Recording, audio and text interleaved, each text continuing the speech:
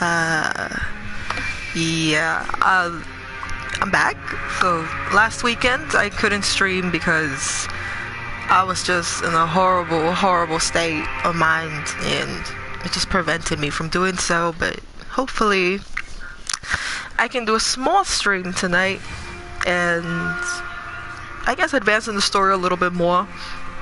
So yeah, let's see. I forgot even where I left off at, to be honest. Where was I? Oh yeah, I think we had defeated Ganishiro last time. Oh yeah, he was the last boss we did, so we should be moving on quite well in the story, so that's good.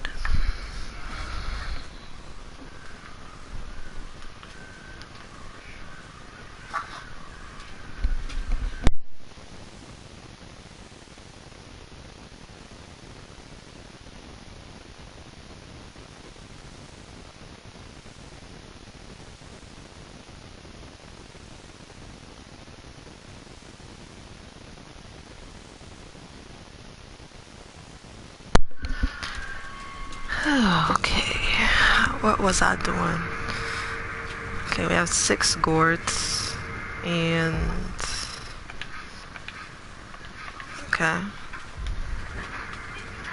think I was farming for skills here, but I can actually just move on with the story and see how that goes. So I think, well, while advancing, I'm gonna try to get, there's 4 important skills that I feel like if you're gonna play this game are gonna help you immensely through every playthrough. And those 4 skills are the Shinobi Eyes. That's definitely a good skill to have. Increases the damage inflicted to posture upon executing a successful Mikiti counter. So that's definitely very, very helpful, and I recommend everybody to get that.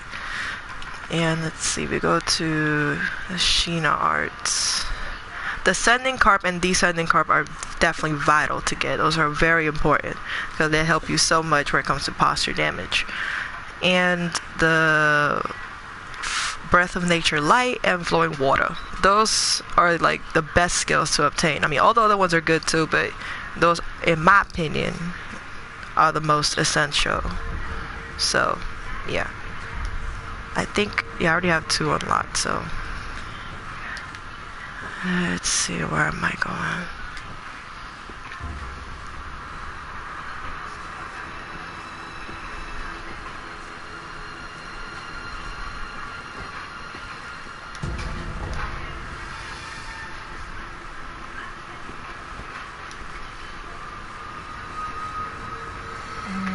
Oh yeah, we'll go to this sculpture idol.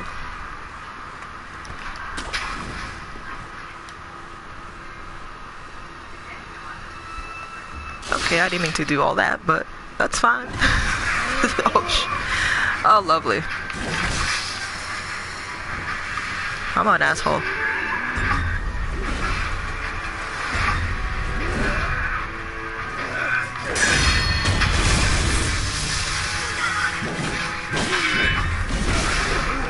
Okay, I definitely did not mean to do that.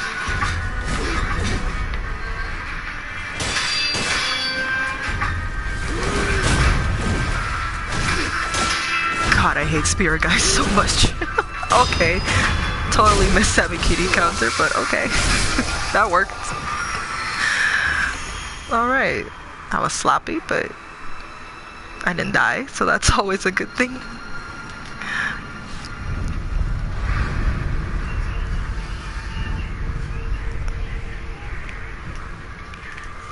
Hello, Alex. I hope you had a good stream.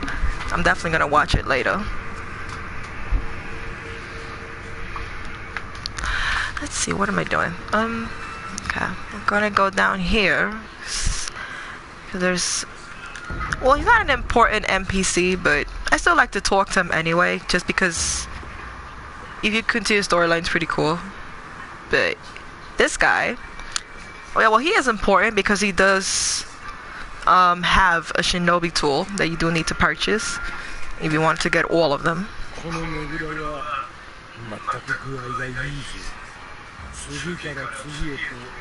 Oh, that's good to hear.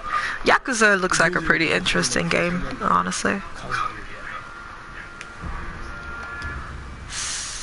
So you get the Iron Fortress from him, you know, so I still need like, what, 300 more coins to get it? So that's the, it's a really cool shinobi tool. I personally never used it that much, but from the little I used, it's pretty cool. So let's see, do I even have money? I should have money. Oh, yeah.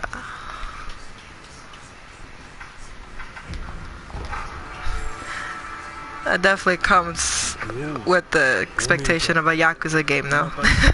It definitely looks pretty nuts, but... Hello, Gary. How are you? Okay, so we got that down.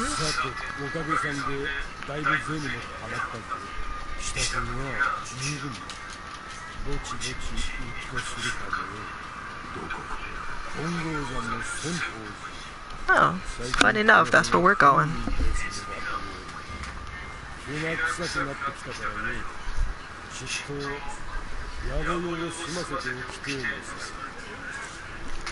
Okay, so that's where we're gonna be going now, to Senpou Temple. But after Ganishiro, there's at least 3 different ways you can go. So you can go to Senpou Temple, where we're going first, to defeat the folding screen monkeys. That's one boss that you need. And then there's Mibu Village, where the corrupted monk is. And then there is the Sunken Valley, where the guardian ape is. Now, there's no real order into what way you want to go, or, you know, what specific way you want to go. I personally go to Senpou Temple first, simply because I like to obtain the ninjutsu that you get from beating that boss.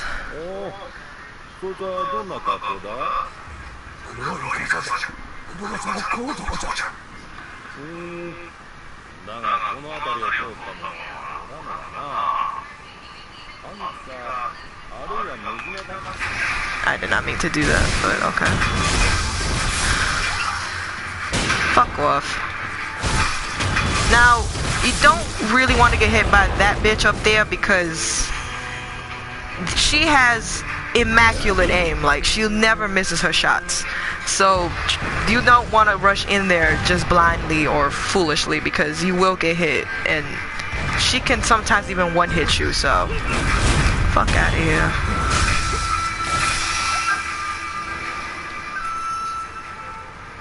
Quite frankly, it's not necessary to really even go down there. If you only get like a few things, then you can, but it's not horribly necessary to do so. But I think I'm just gonna beat her ass because she annoys the fuck out of me.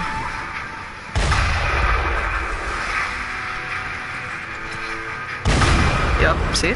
What I tell ya. Is there a way to get up there? Oh yeah, there is. Bitch. Oh my god. Alright. No camping allowed, yes. Okay, gashing sugar is definitely important. We're definitely gonna need that. Oh, fuck off, little maggot.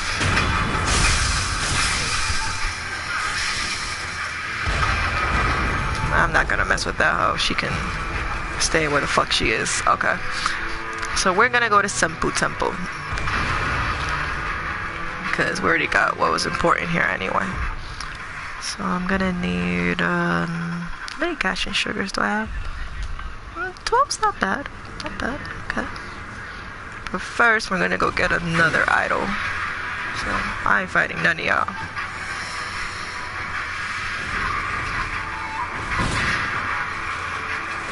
Okay. Oh, okay. Just hit me in the back, why don't you, asshole? There's gonna be a bunch of monkeys here, so that's fucking odd. Now, don't be fooled. These monkeys can hit pretty hard if you let them. So, I'd rather not get hit by them, so I just beat them all up.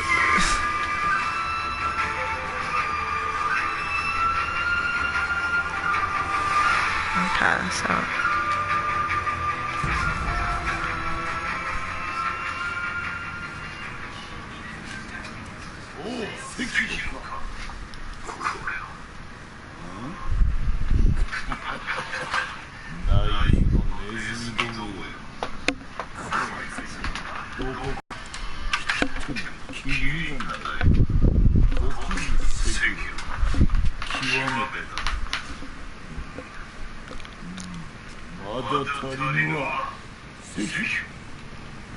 So, what he means by a secret technique is if you go to your skill trees and you unlock every single one of those skills, at the end there's a secret skill that you can obtain. So, this would be this one.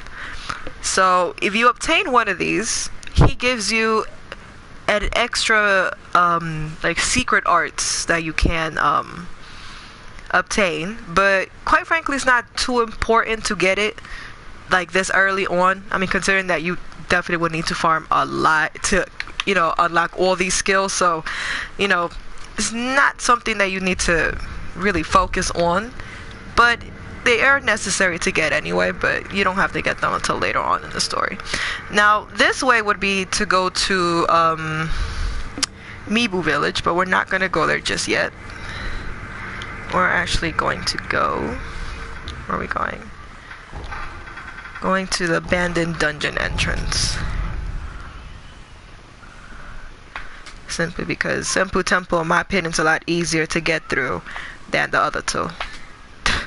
Oh god, flying monkeys would just be terrible in this game. Like, we already have flying tengus. We do not need flying monkeys.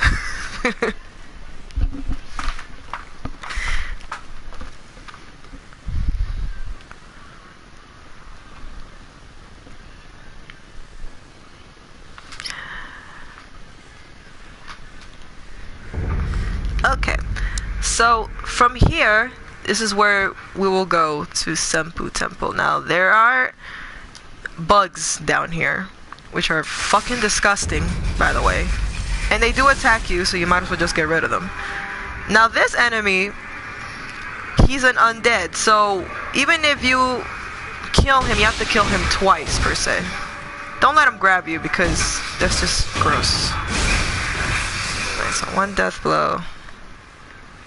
Then the motherfucker comes back to life.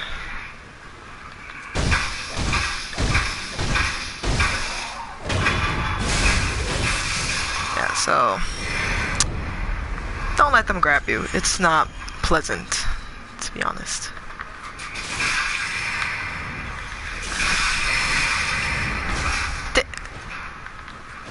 Bastard.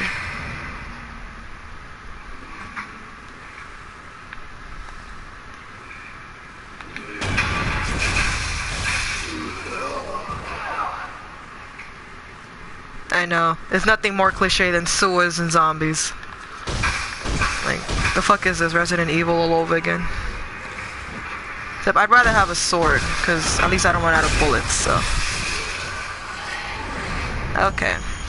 Now, if we go this way, this actually leads to another area of the game, which is Mibu village as well. We'll be going there after this. Now, that enemy, you can get a prayer bead from... I think you get a prayer bead from him. I'm not... Actually, I forgot if you do. But he's not a typically hard enemy. What makes him difficult is that he inflicts terror. And he can only be hit if you have divine confetti. So, quite frankly, I wouldn't recommend doing him this early on. So, I mean, unless you really want to, you can go ahead and do so. I, frankly... I'm kind of scared to do him this early. I did so in my first playthrough, and I actually survived. I don't know how, but I did. Where do I rank Sekiro? I would definitely rank it second after Bloodborne. To me, Bloodborne will always be like the best of all the Souls games. So, but my second favorite would definitely have to go to Sekiro for sure. It's just, it's fucking amazing. Like, lore-wise and all. Like, I love Dark Souls, but... I mean, Sekiro and Bloodborne just are special to me. So, we go this way. Do be careful, there are man-eating fish in these waters. I mean, they don't necessarily attack you all the time, but if you get bitten, just know that there's fish down there.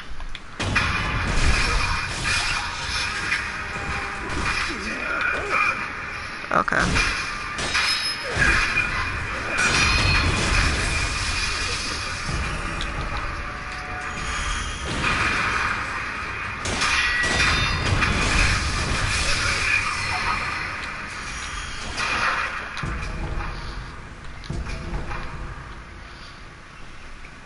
Okay, nothing else. I can go on.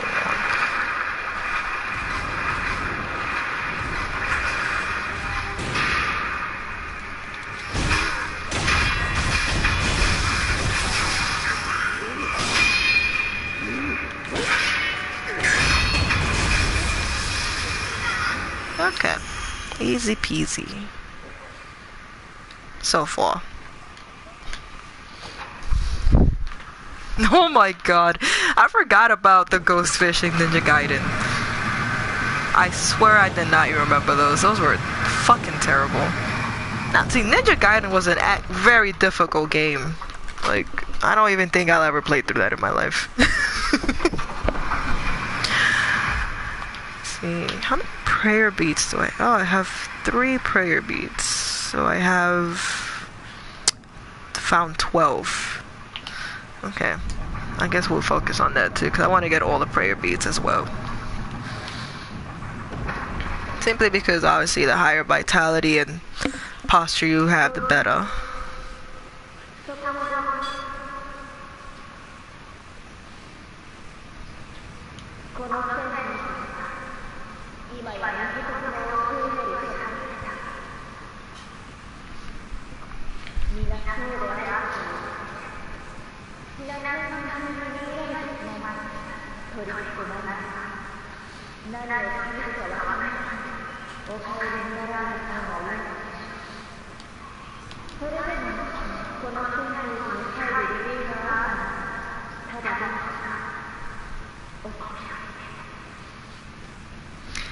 That shit fucking scared the hell out of me when I first came here, because since I didn't see anybody, I was thinking to myself, there's a fucking ghost in this room.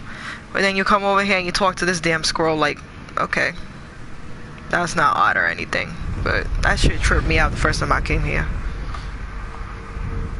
But I guess that's what you would expect from a temple, right? Some weird supernatural shit.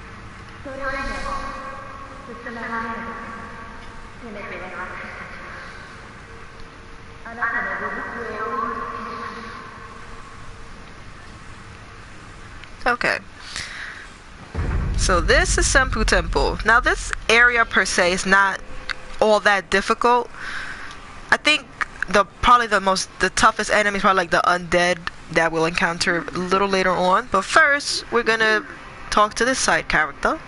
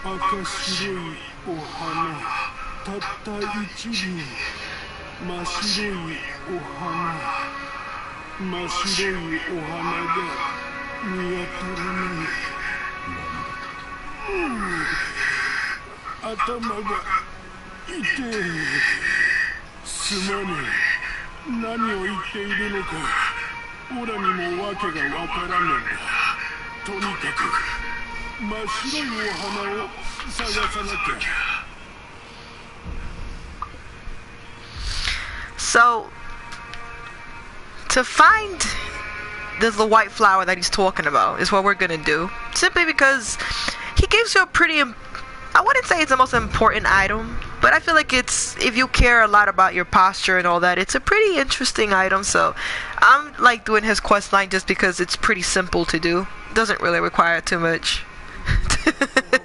Of course, Devil May Cry is always superior to Ninja Gaiden. I mean, it's Devil May Cry, for crying out loud.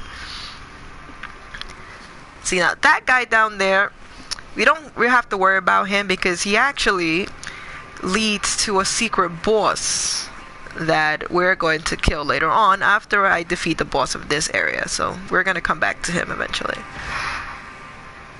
So these monks don't particularly have... They're not really all that dangerous. So you can easily fight them straight on and stuff, and it's not even a big deal. They're actually probably one of the most easiest enemies in the game, truth be told. Aside from the little poisonous lizards, that is.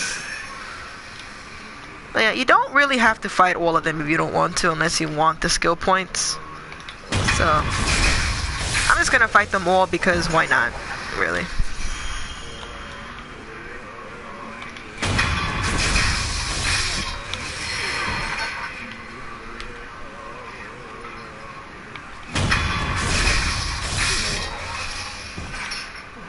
They're so busy praying they don't realize their homies are getting killed. Fucking shame.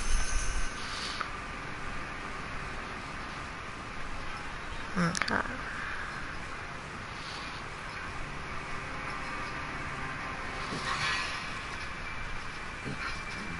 Oh, now y'all notice.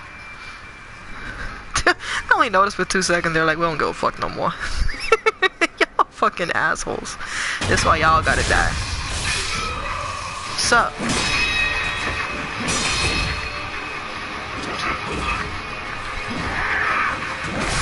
Oh, okay, bastard.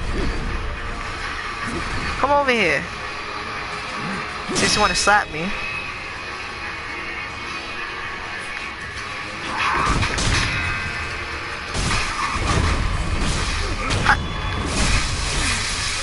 You only attack me when you see I'm killing your homeboy. Oh, fuck out of here. I'd have beat your ass for that. That's it. I'm gonna... This camera's not working for me. You really thought you'd catch me slipping like that?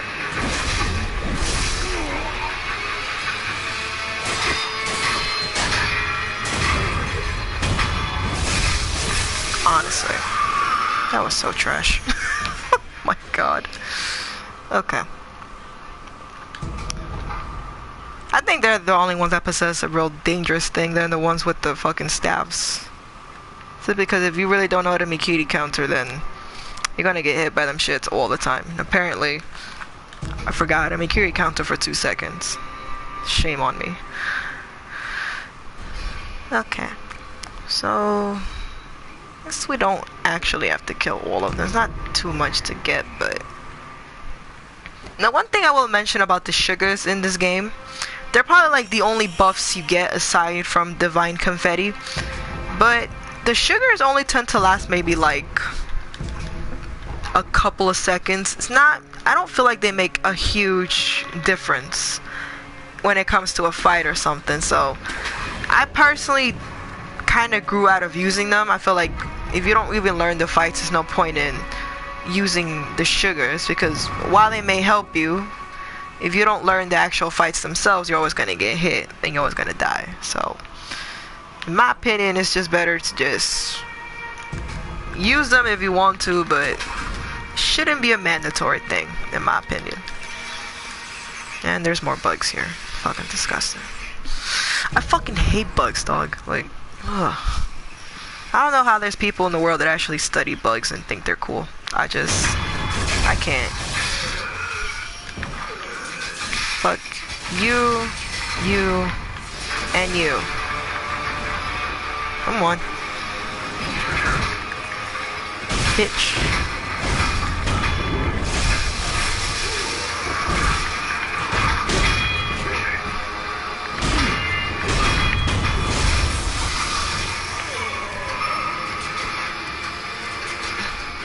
Okay.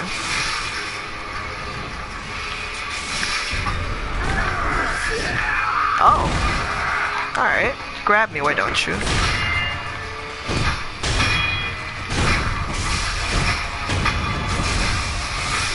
Oh, fuck no, I ain't fighting you in the small ass space. Kiss my ass.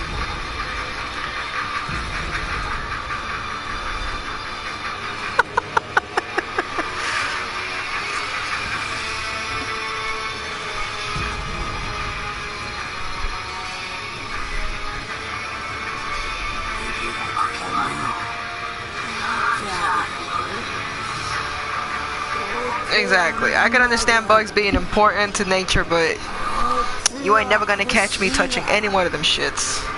Fuck no.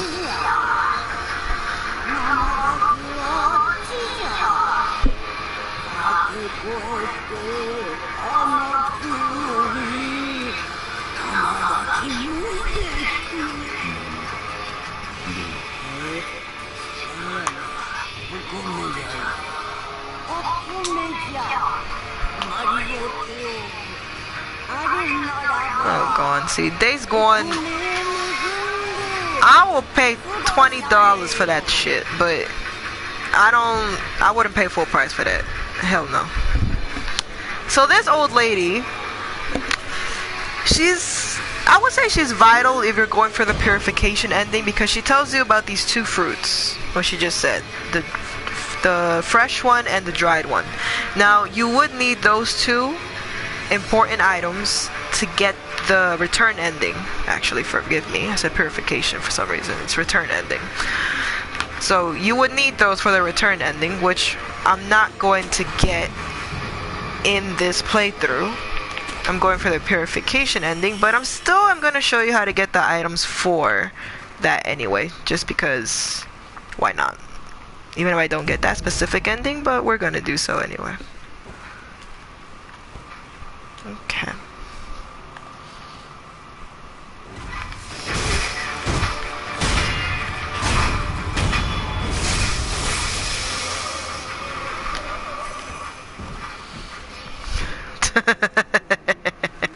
An OP bug exterminator.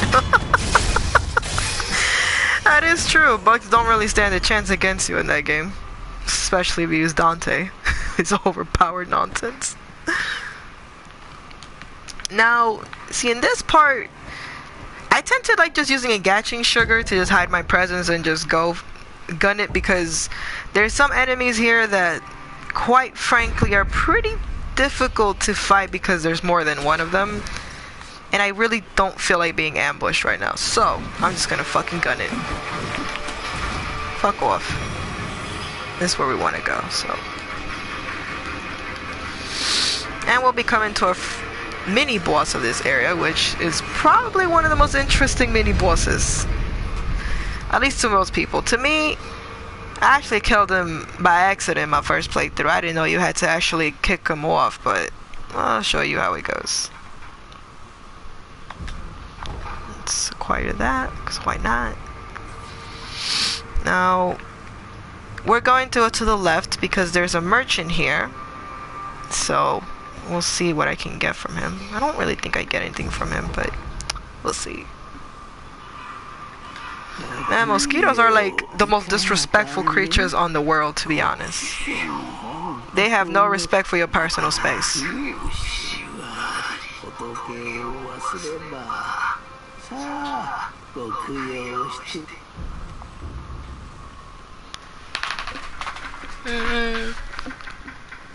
Not really anything that... well, I could get scrap magnemite. I'll get that, just in case. Just buy them all.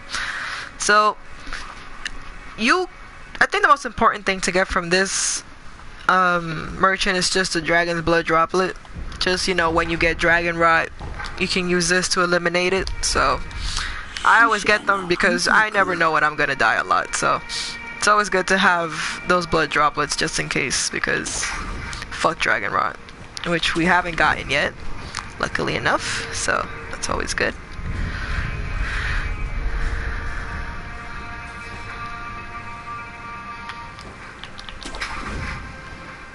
Okay, so there's these enemies in this specific area that individually are really irksome to fight. So what I just do is I just run through this area. There's just no point in me spending all my health on this specific part where I have to save it for the part that's coming up. So all I like to do is just run around them, because fuck these little shits, honestly. They may not look all that menacing, but they are really fucking annoying. I know, right? It's like we're going back to old Yarnum and Central Yarnum and the fucking Night of the Hunt and shit. I love it so much. So here is where we'll fight the mini boss, but we're going to go to the left because here is where you get two types of flowers, as the NPC that we talked to when we first got to this area mentioned. But first, we're getting the red and white pinwheel, and these are the flowers that he was talking about, but they're actually pinwheels. I don't know why he refers to them as flowers, but so this is not the one that he's asking for. He's asking for the white one.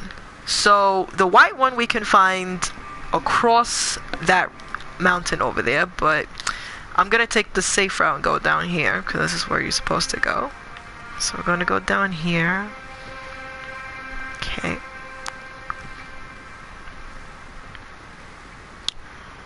And then we drop down there to get the white flower that he's asking for. I actually discovered this place by accident because I let myself fall and I came across this place. I didn't even know about this my first playthrough. I was like, wow, okay. No.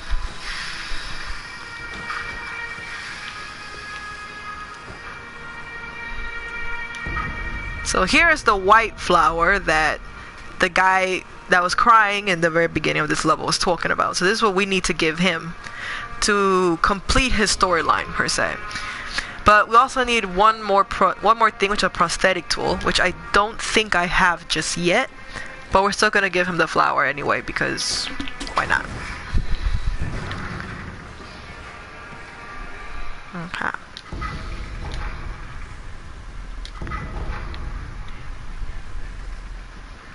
So we get monkey booze. Now, the booze that you get in this game can be given to two people. It can be given to Ishing and can be given to Emma. Or no, it can be given to the sculpture as well, so 3 people. So, just to get like really funny dialogues out of them, it's pretty cool. So like, alcohol created by dew pulled in a hollow tree. Fruits hidden by monkeys in tree hollows can sometimes ferment and turn into sake with a bit of luck. While it's known for its brutally harsh flavor, some find its acquired taste irresistible. Hey, if it hits like tequila, then sure, why not? But yeah. So it's not an important thing, but I mean, if you want to hear interesting dialogues from the NPCs in this game, why not?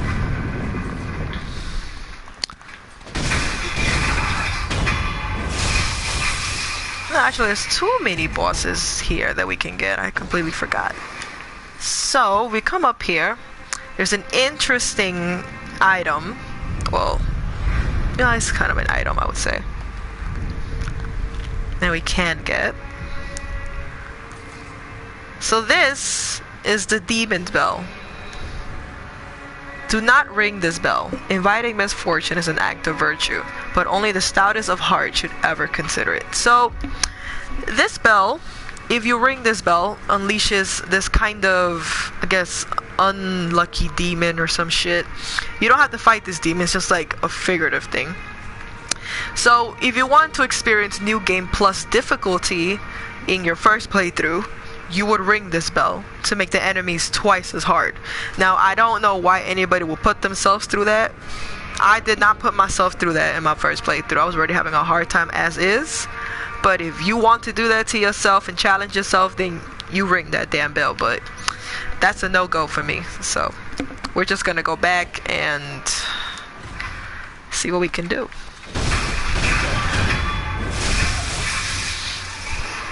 I think I'm gonna just fast travel to the old idol instead. I don't really like going all the way around.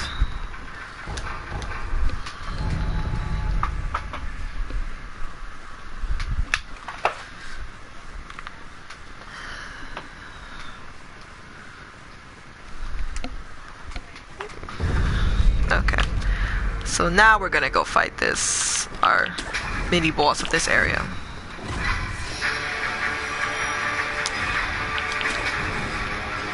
Oh, okay. That just completely failed. Oh my god. Fuck off.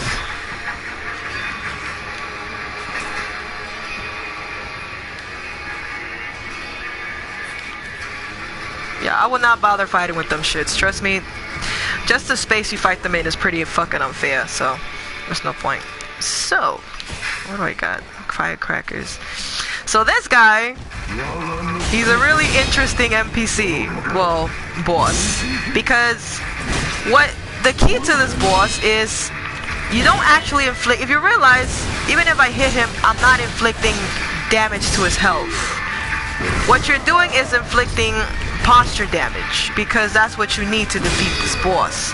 You can't actually take health from an armored enemy. So the key to this fight is just to increase his posture meter and kick him off this bridge, which, funny enough, they don't actually tell you to do. I literally did this by accident in my first playthrough. Ow. Just be careful because he does hit extremely hard, and you do want to position him enough that he's close to a ledge, because if you don't, if he's not close to a ledge when his posture meter's up and you try to kick him off, his posture meter will lower down and you'd have to continuously fight this in a loop. So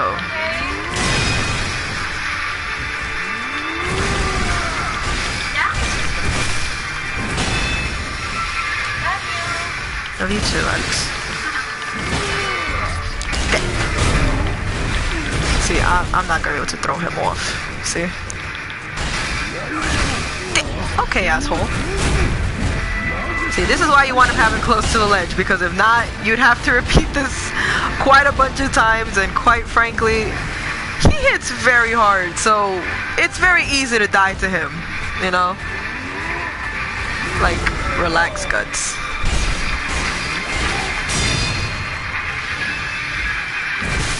Ow. Oh, okay. What the hell happened there? Yeah, no. No. Absolutely not.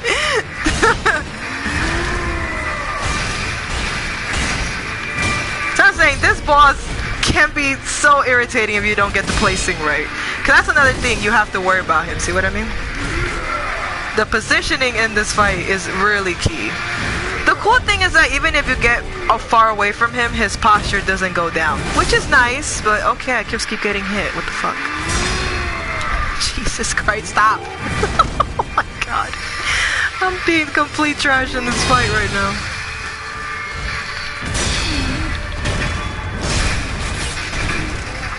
Oh, that was shit. Okay. I'm being so trash in this fight. Oh! Okay, so you just completely disregarded the fact that I can be Kitty. Wonderful. Oh my god. Don't do that. Don't do that.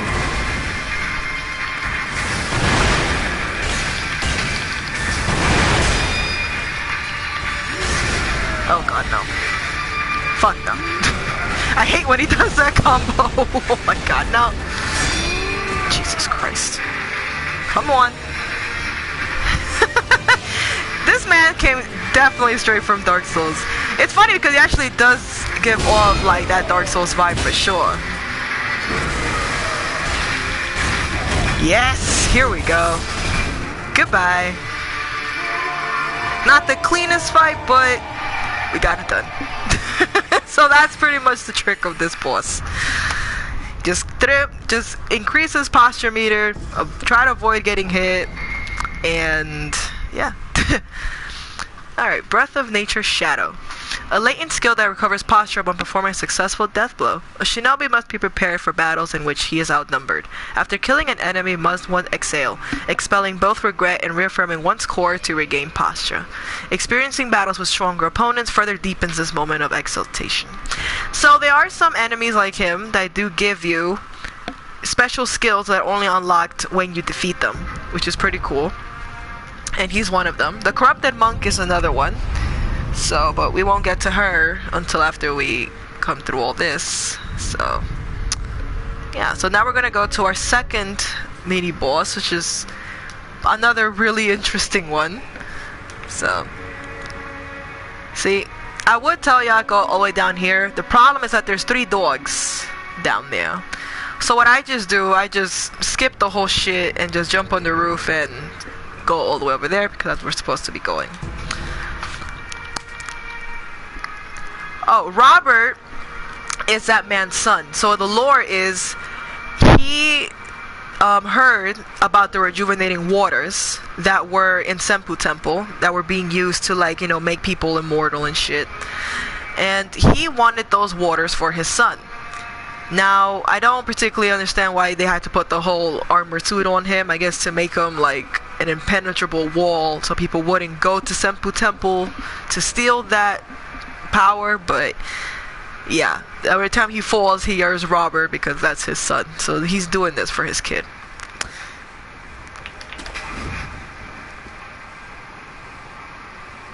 Now again, the cool thing about this game is that you don't have to fight every enemy you encounter. You can easily just go around them. Which is nice because, honestly, sometimes having to fight a shitload of enemies is not fun. Especially in a Souls game, that's just not fun at all. So, you know, I tend to skip a lot of enemies sometimes because I'm like, sometimes I just want to go straight to what I'm aiming for. You know? So in this part, we wait a little bit because a little guy's going to come out of there. And you really don't want to get gangbanged by them. It's like the worst thing. Oh god, Alex.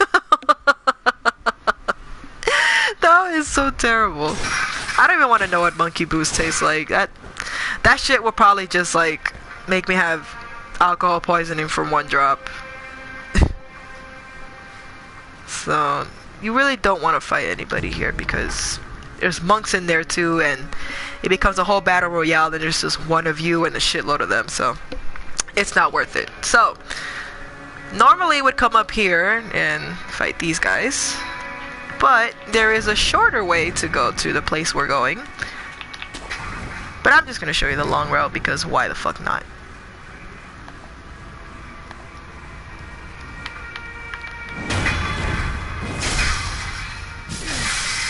Sup, man? I understand how you didn't see me. I was right there.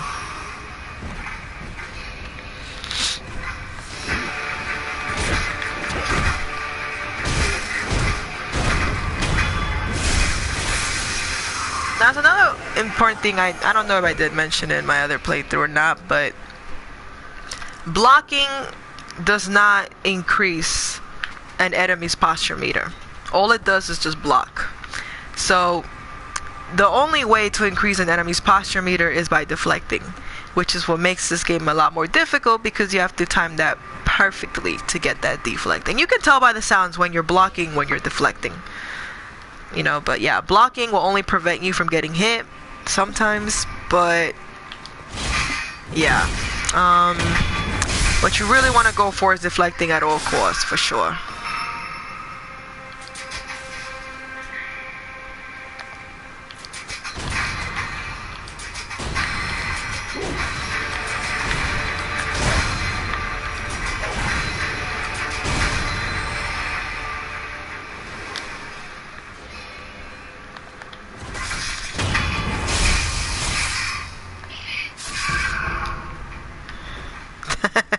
Airbendis. Watch me find Ong in here somewhere, just fucking around and shit. Like, this is where he takes a vacation at. So here is where we fight our second mini boss of this to get another prayer bead from. Now this guy can be pretty difficult for most in the beginning because he's actually a very gimmicky kind of boss in the sense that you don't fight him as how you would fight other traditional bosses that, you know, you're mostly on the offense. In this one, you're mostly on the defense because what you're trying to aim for is to increase his posture meter. That's literally all you're doing, you know. Now these little shits are annoying because, like you've seen, they throw fire. And the burn status is another status that, quite frankly, I hate because it increases so fast. So it is super annoying. But yeah, you want to get rid of at least these before you attempt to go for the big guy down there, because he's the one we're going for. So I at least try to get rid of the little ones because they're a fucking pain in the ass.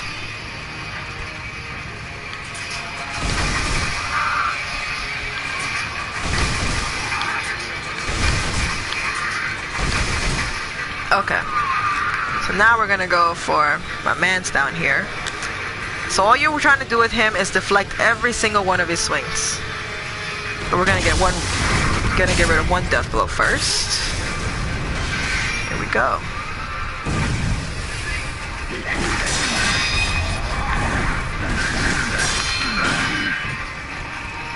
So, because your posture is not the best in the beginning, you always want to at least decrease your posture a bit by getting away from him, but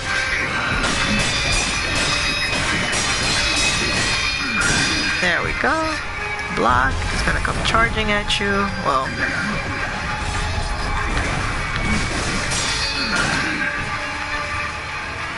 come on.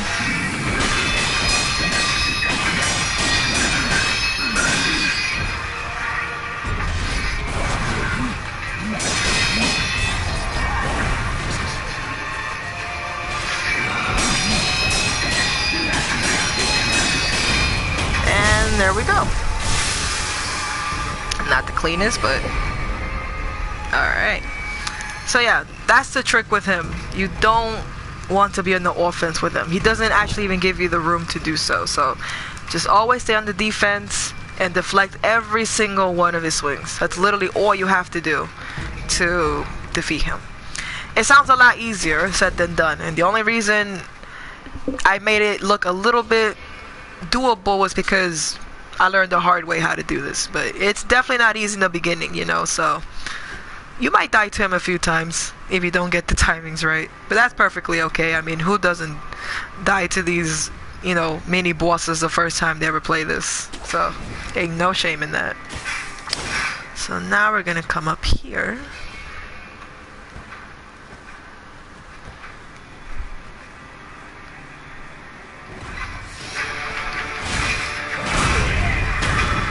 Itch.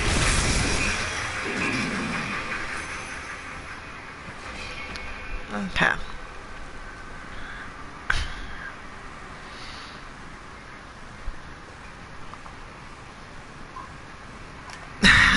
A little bit is an understatement, so that is true. I mean, sometimes, you know, this game is just like that. You know, die a bunch of times, but I'm not fighting none of you. Remember, you don't have to fight everything in this game. I know I don't. Ain't no shame in not doing so, because sometimes fuck all that shit. Hey man, I flex when I have the right to, but I'm not the best at this game, but I try my best. Alright. Oh, okay. Did you not see your homeboy get murdered? I guess you wanted to die too. Alright, go for it, bro.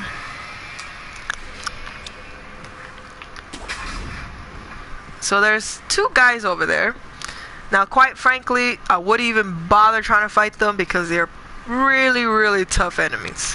So what I just do, I just tend to run around them because fuck that shit. Honestly, fuck you. There's not worth it, trust me. So what you want to do is just run in here, straight gun it all the way to the idol.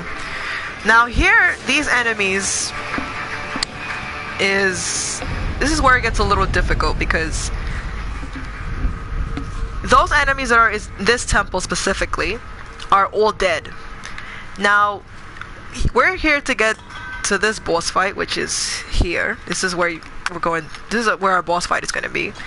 Which we get two very important items from defeating that boss. We get a very important ninjutsu, and we get the mortal blade, which is the only thing that can severe immortality and pretty much kill the undead. Right, so so these I would not even bother touching them because you're not going to be able to kill them anyway. There's no point, so you might as well not even go near them at all. And I'll show you why it's not okay to go near them. See, he has a whole centipede over there. Now that centipede is the reason those enemies are alive almost, so they're animating them. And those centipedes hit really hard, and you can't defeat them by normal means. So there's literally no point in you trying to hit them at all. I learned that the hard way when I first came here. So, yeah.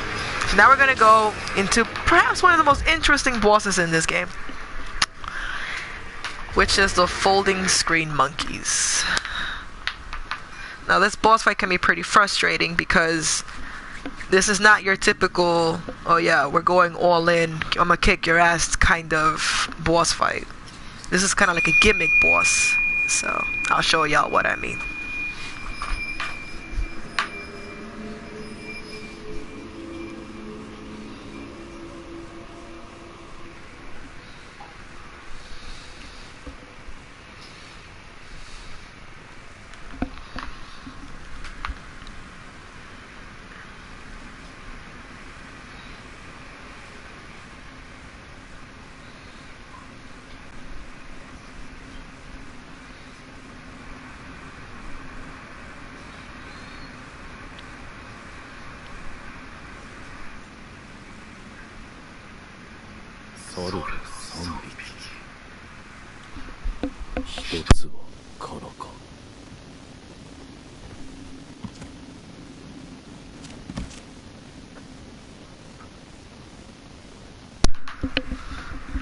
Pretty much has no morals.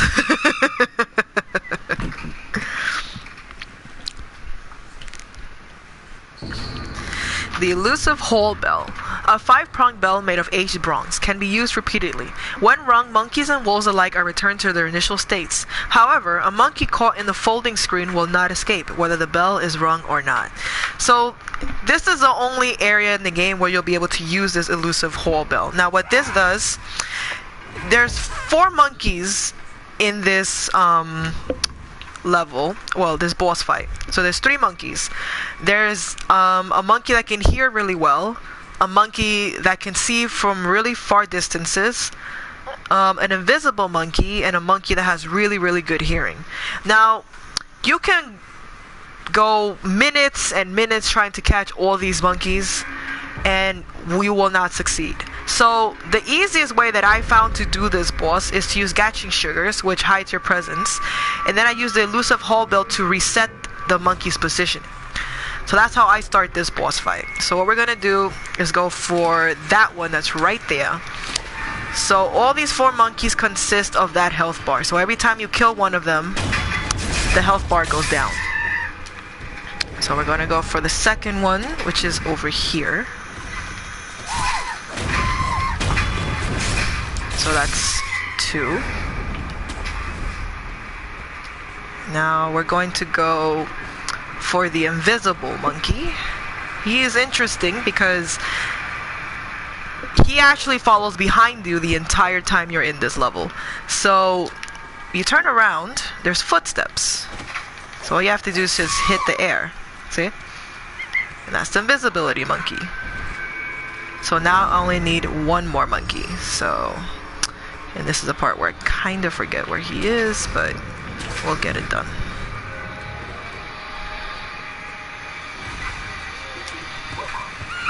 Get the fuck out of my face.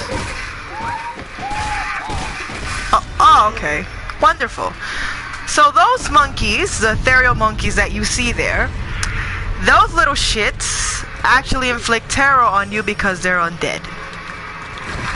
So yeah, they're not fun. You don't want to deal with those. Get the fuck out of my face, dog. Yeah, you don't want to deal with them because honestly, they'll always revive. So there's literally no point in you trying to go for them. So what we're gonna do actually, I'm going to reset the level because these monkeys just threw me off my groove.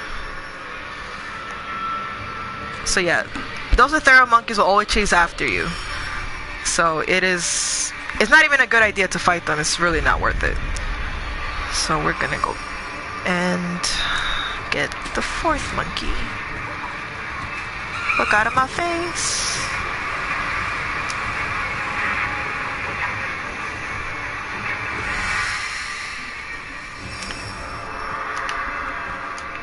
Where the fuck did he go? Oh no, get the fuck away from me.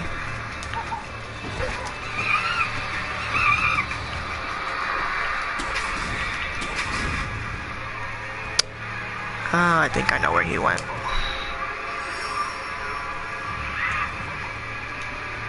Yeah, should have known. Okay.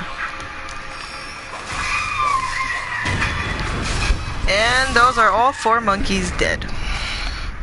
So yeah, always avoid the ethereal monkeys because they'll constantly keep hitting you, and no matter how many times you kill them, they'll always come back. So there's no point in you focusing on them.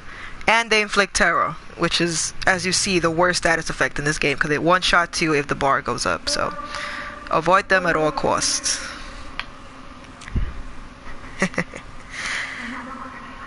Yeah, so like I said, always use the gatching sugars because that'll make it a lot easier to hunt them down.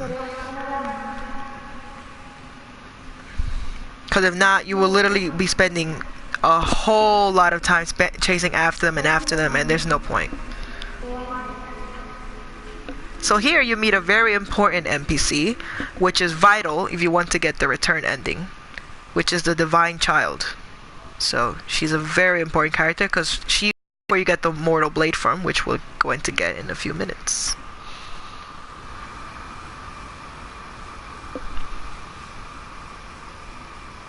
So yeah, Folding Screen Monkeys is probably the most interesting boss fight in this game because of how weird it's constructed, you know?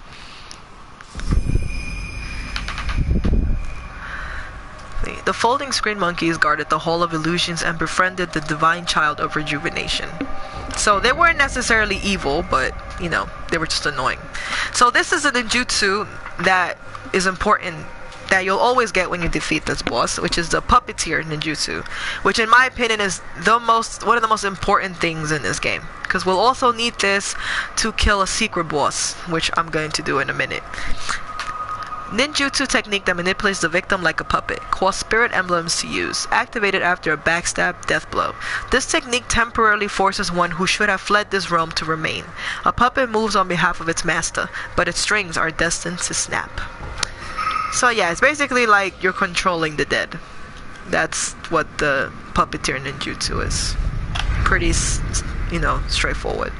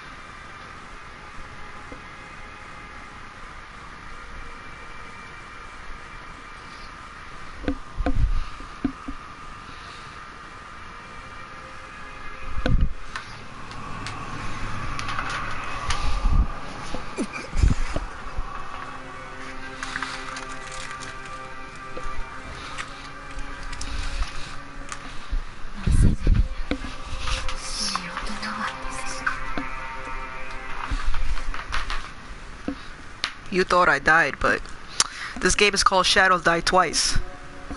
That's what you don't realize.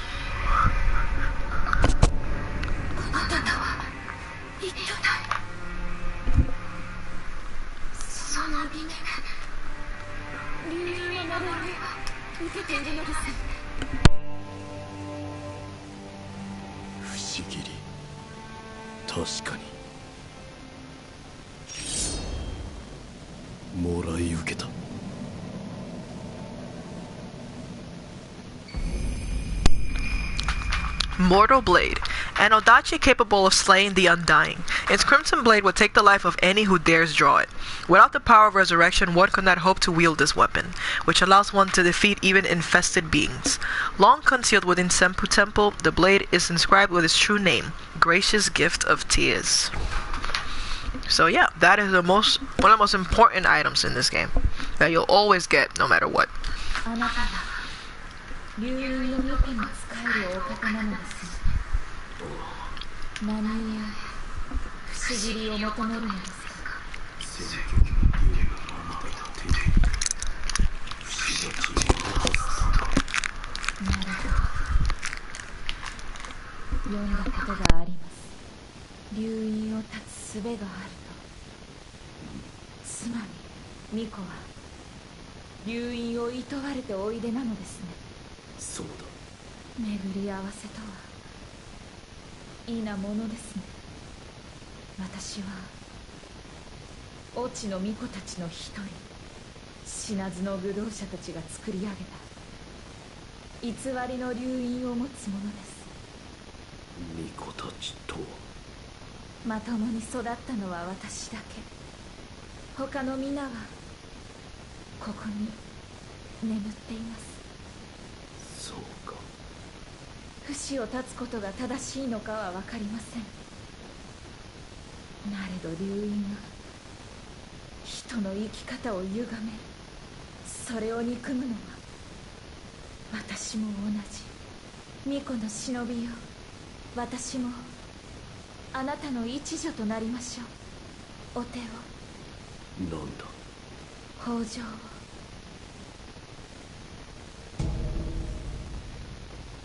Rice. Rice that's spilled from the palms of the child of rejuvenation gradually recovers vitality for a time. Even in falsehood, the power of the dragon's blood brings a bountiful harvest. Rice is precious.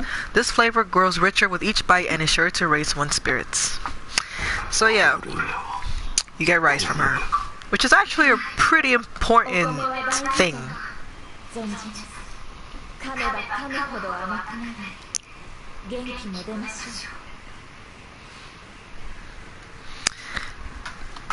Pretty much, that is what the Mortal Blade is. This is why Sekiro is the only one who can use it, because he's the only one that, you know, aside from Lord Kuro, has the power of resurrection. So yeah, which makes sense, you know, he would be the only one that would be able to wield it. So now I'm going to backstep because I already defeated the boss of this level. So Senpou Temple pretty much is done with. So it's a pretty short area if you run through it like I did, you know. If you want to farm for skill points and shit, obviously it would feel longer, but it's not a long area. So now I'm going to show you how the Mortal Blade actually works.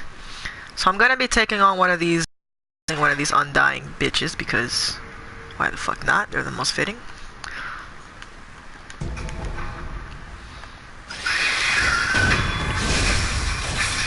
So that's one.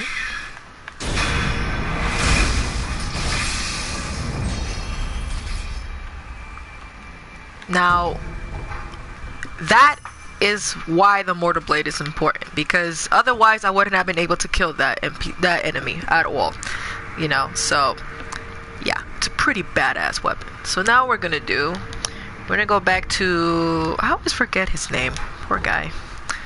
We're gonna go back and give the pure white flower to crying NPC.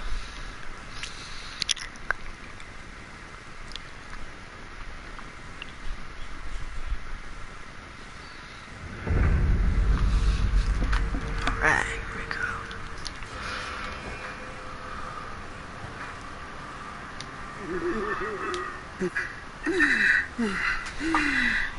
Minami, 置いていかれてしもうた。真っ白いお花を探さなきゃ。どこにあるんじゃろう。真っ白いお花とここ。ああ、それは。おお、思い出したぞ。皆は越智の巫女様たち。そうか、オラは真っ白い風車を取ろうとしたのか。あの子の分の風車を。なあ、あんた、オラを神隠ししちゃくれないかい。なんだ。オラ実は知ってるんだ。坊様たちが言っていた忍びは神隠しができるって。何故それを望む。神隠しした先に皆のもとに何せオラは巫女様たちのお世話がなあお願いでき。 Now, the prosthetic tool you need to actually whisk him away is called the Divine Abduction, which I don't possess yet because I'd have to go to Sunken Valley, which is actually the next area that we're going to go to after this, because I already completed everything in this specific level, so there's nothing more to do here. At least not yet, after I get the certain materials that I need. So I'm going to go back. More catching sugar, it's always important.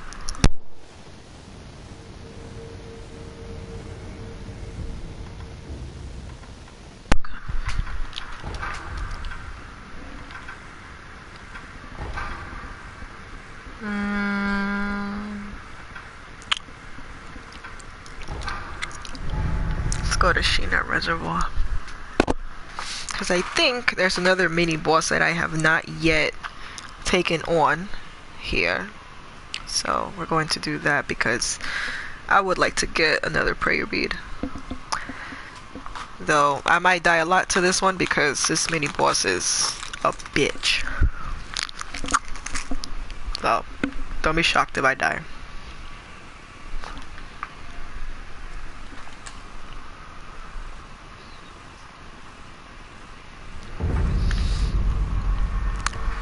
Okay, sure.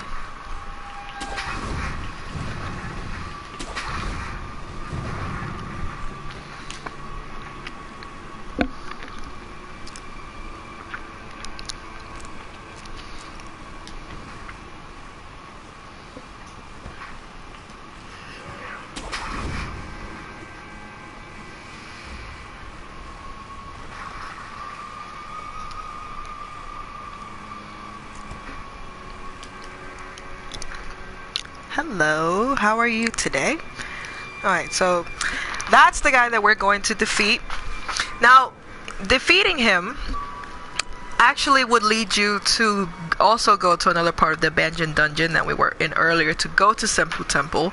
But going to the abandoned dungeon itself is a lot easier because you don't have to fight him. And he is a very, very difficult enemy. So he's probably one of the most difficult mini bosses here. So that's why a lot of people avoid him or probably don't even know of him, because he is hidden pretty well. So unless you would come back here if you were exploring, you would know about him. But yeah, he's not easy. Cowardly, I'm right here, motherfucker.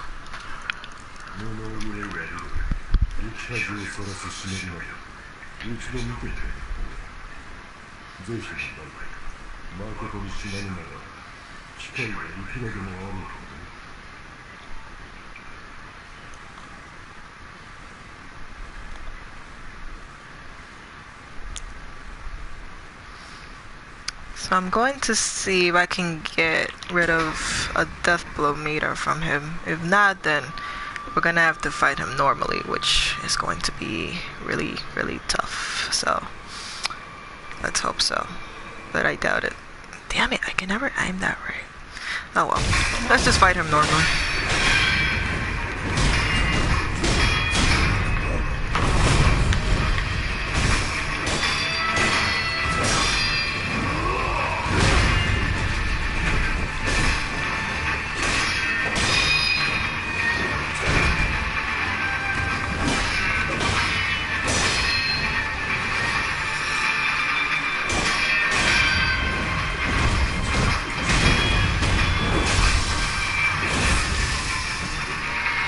The sword slinging is okay so far, but it could go terribly wrong. Oh god.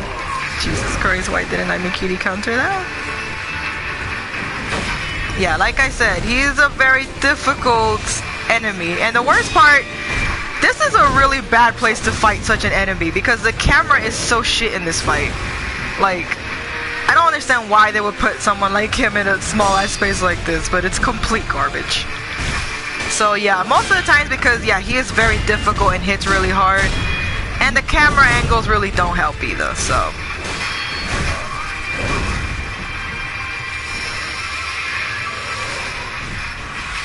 Oh yeah, when you see that they want to recover their posture, just hit them with a shuriken so it doesn't happen, because okay, that just completely went over my head.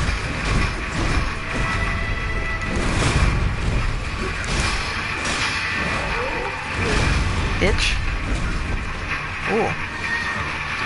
No.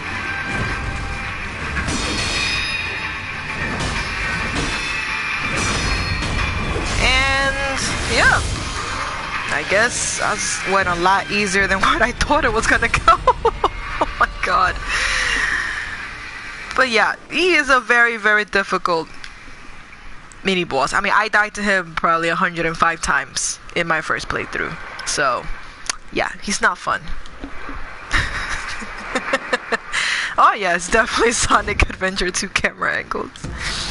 So yeah, so this is the same place where we're in.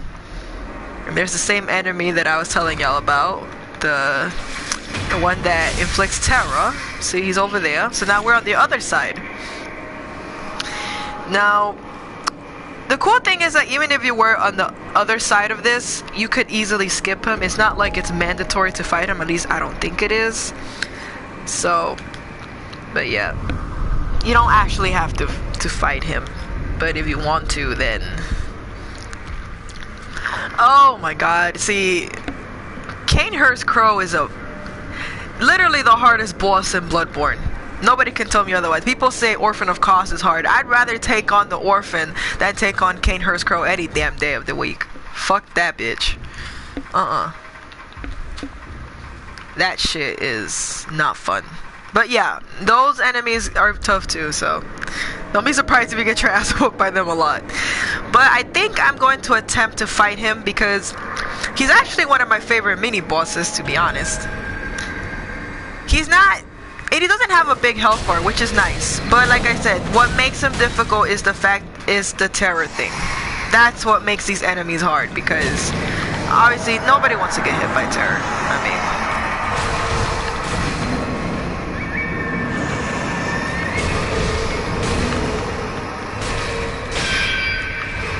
So, and the thing about him is that when he disappears like that, he always ends up transporting himself to the opposite side of the fucking map, and he hits you with that. So that ray actually, you can't hide from that, which makes that a whole lot difficult. Okay, so that's what makes this specific enemy a lot harder, because yeah, he can be a bitch. But for some reason, I like fighting him. Don't ask me why, I just do. I just do, for some reason. But that's just because I'm weird. I like eccentric. Oh god, there he is, there he is. No, no, no, no. It's so hard to avoid that shit.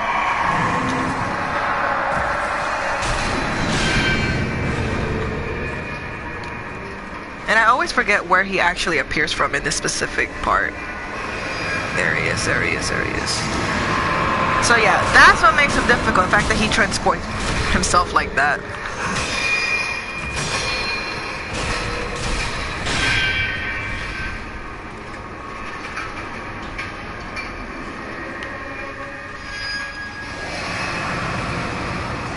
Fuck off. Honestly, fuck off. Okay.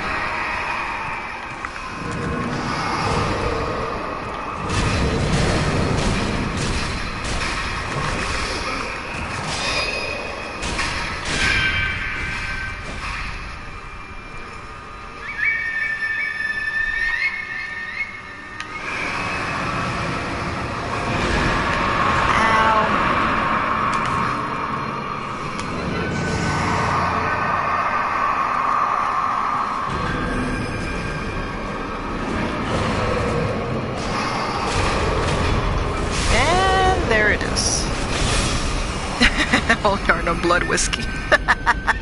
That sounds pretty good, to be honest. Ceremonial Tanto. Dagger with a stark white blade and hilt. Converts vitality into spirit emblems. Resting replenishes its charges. Originally, this Tanto is used in a ritual offering to the dragon, in which an emblem would be cut from one's own life force into the drift on the fountainhead waters. This blade is inscribed with its true name, Devoted Soul. Now, I've never used this before, so I don't actually know how it goes, but if you were in desperate need of spirit emblems, I would suppose, in a fight, and you took the risk of taking vitality of and using it as spirit emblems, and go for it. But I personally never used it, so I can't say I'm entirely too experienced in that. So yeah, that was the Sichimen warrior, and I think there's actually 3 of them in this game. So he was the first one. Like I said, he's not a difficult boss because he doesn't have a big health bar, but yeah, the terror thing and the fact that you can only hit him when you have divine confetti can be annoying, because you can't really buy divine confetti this early on in the game, so you'd have to look for places where you can farm it, and I have no idea where you can. Well, actually, no, you can farm divine confetti in the Shina Castle after you defeat Ganishiro. The enemies there sometimes drop that, so that's always a good place.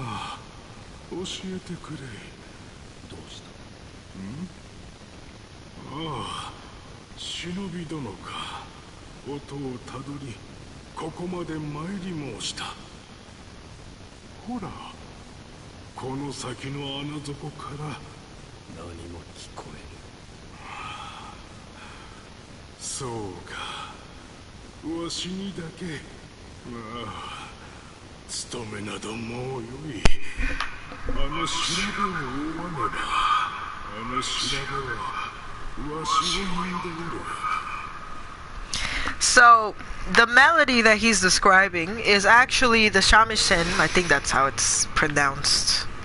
Forgive me, I'm not particularly that adventured in Japanese, but he's hearing the sound of that, and it's actually the sound of the instrument of the mini boss that we won't encounter until we hit Mibu Village, which is a little far off.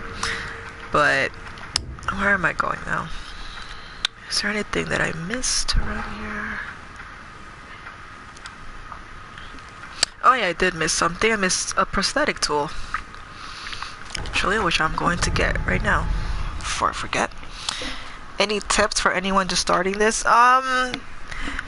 If you're a first-time Souls, if this is your first time playing a Souls game, like if you've never touched any of its predecessors, I would say that any tips would just be to be mentally prepared to die a lot, because you are going to die a lot. Even people who are very used to the ambience that Dark Souls gives died a lot in this game.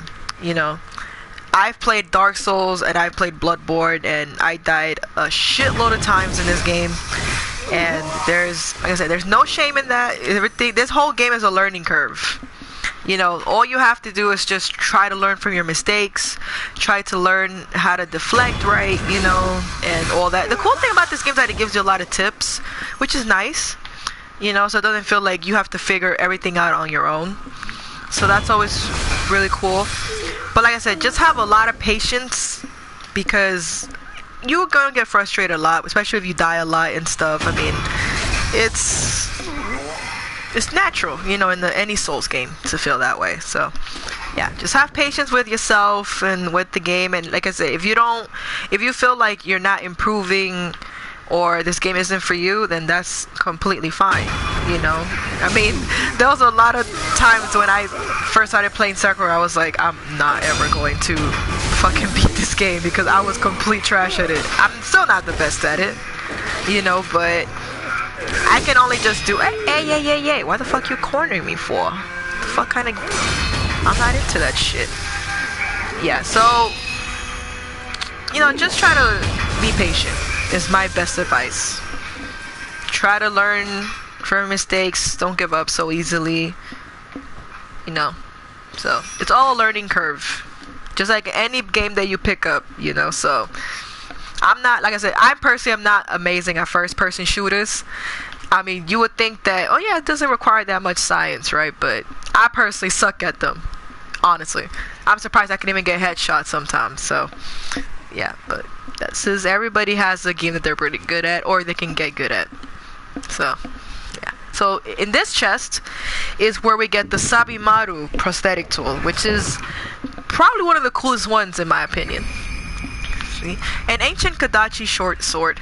Its blade, mottled with bluish rust, can be fitted to the shinobi prosthetic to create a prosthetic tool. Forged by the Ashina clan to resist the inhuman evil that had invaded Ashina in times long forgotten, it was the poisonous gift of the blue rust that finally drove the spirits out. So this is a poisonous blade. So what it does is that it inflicts rapid poisoning onto enemies.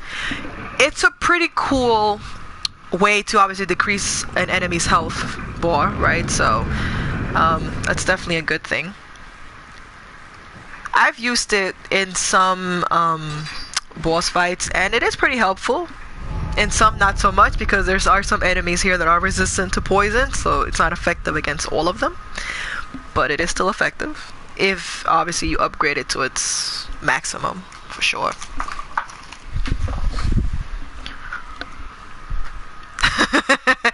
I mean, if you think about it, Sabimaru and Zabimaru, it does sound the same. It's just, you know, one starts with an S, one starts with a Z. So I was actually shocked when I heard it. I was like, oh shit, Renji's in this game. Which would have been really cool, to be honest.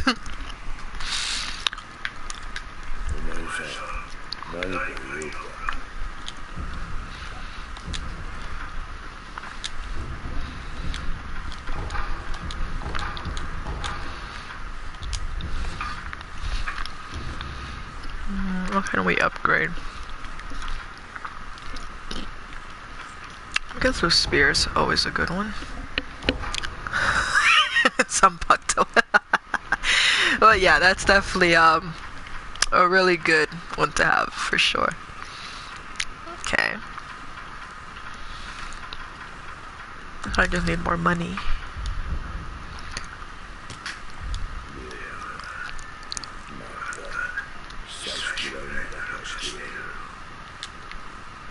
Alright.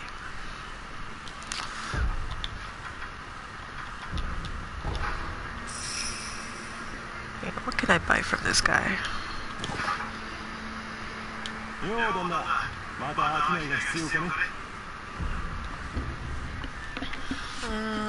think I could buy pellets from him. So this guy, he actually he gives you two kinds of memos. Right, so the Sabimaru memo, which is just tells you the location of where the Sabimaru actually is, but we already found it. But obviously, as a first-time player, you wouldn't know that it's there, right? So if you had come to him and bought this, and it would tell you where this specific weapon was.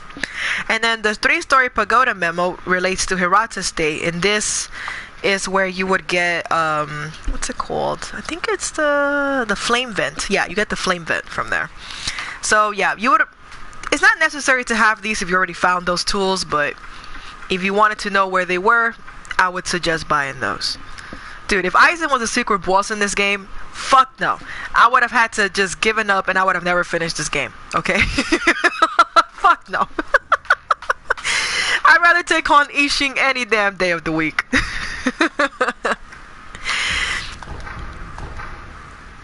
Yes, buying pacifying agents would be the best thing right now, considering that we're going to encounter a lot of enemies that give off terror. No time flat. Imagine that's like when I was in Kingdom Hearts and you know, walked into the boss battle and you died instantly to Sephiroth. Fuck that shit. I fucking refuse. Okay, so I think I don't have any more mini bosses that I guess we can go to. But I think I'm going to go to, let's see, on our way to Meeble Village. I'm not gonna go there all the way, but yeah, we're gonna go to Great Serpent Shrine.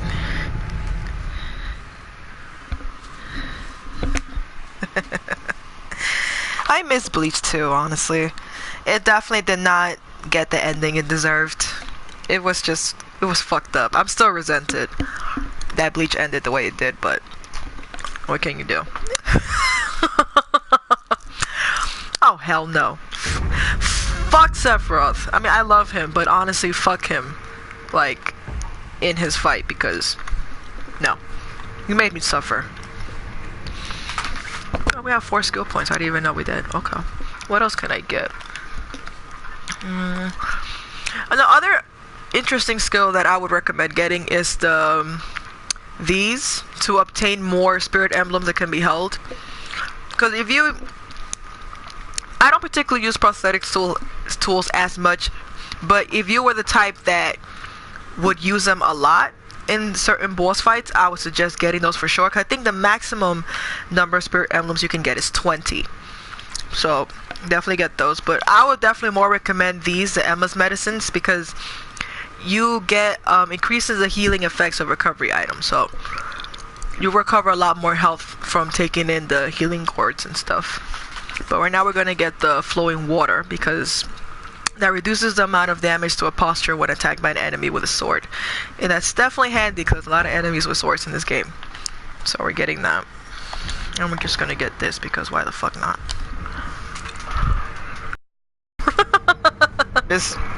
I still don't know how the fuck we had the patience to play through Kingdom Hearts 2 like that, because I look back at it and I'm like, how the hell did I not like smash my controllers? I will never understand, but it's funny because I've never smashed a controller in my life. And I've played a lot of games that have made me just rage and actually cry of frustration. So I'm actually shocked that I've never broken any of my controllers. So I think my parents would have beat my ass because, you know, I don't think they would have bought me another one. Or continuously buy me as I kept throwing tantrums. So I'm very glad that at least I have that resolve in my favor.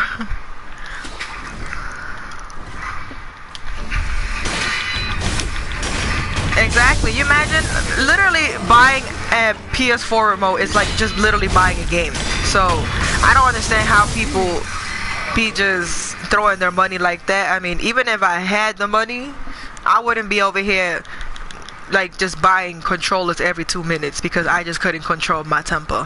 Fuck that. Dance, water dance. Oh my goodness. Yeah, Yuan wasn't that great of a villain, as though they wanted to make him seem, which was a shame, to be honest.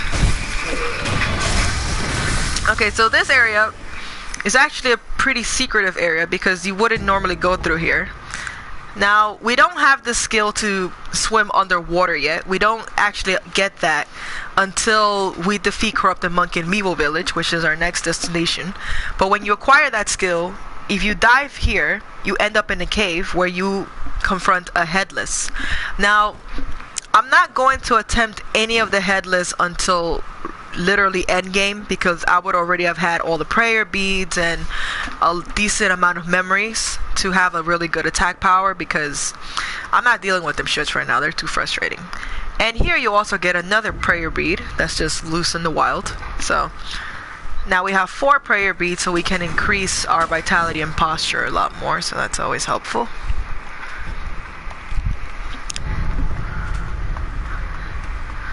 Oh god, see, yeah, Demix, man, that shit was terrible, man. Oh my god.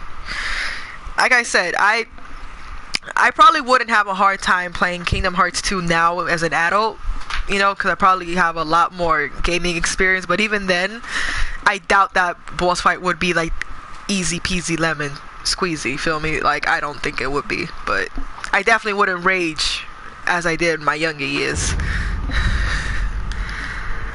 Yeah, that's what I do too. I just cuss at the TV and I'm just like, fuck this, fuck life, and I just go to bed and just try the next day because I'm not gonna sit there and, you know, throw a tantrum over a video game. Like, I love video games, but it is not that serious for me to break my TV by throwing a remote at it, or my controller. What the fuck? Okay, grappling hook, just completely fuck off, why don't you? What the hell was that? Oh my god.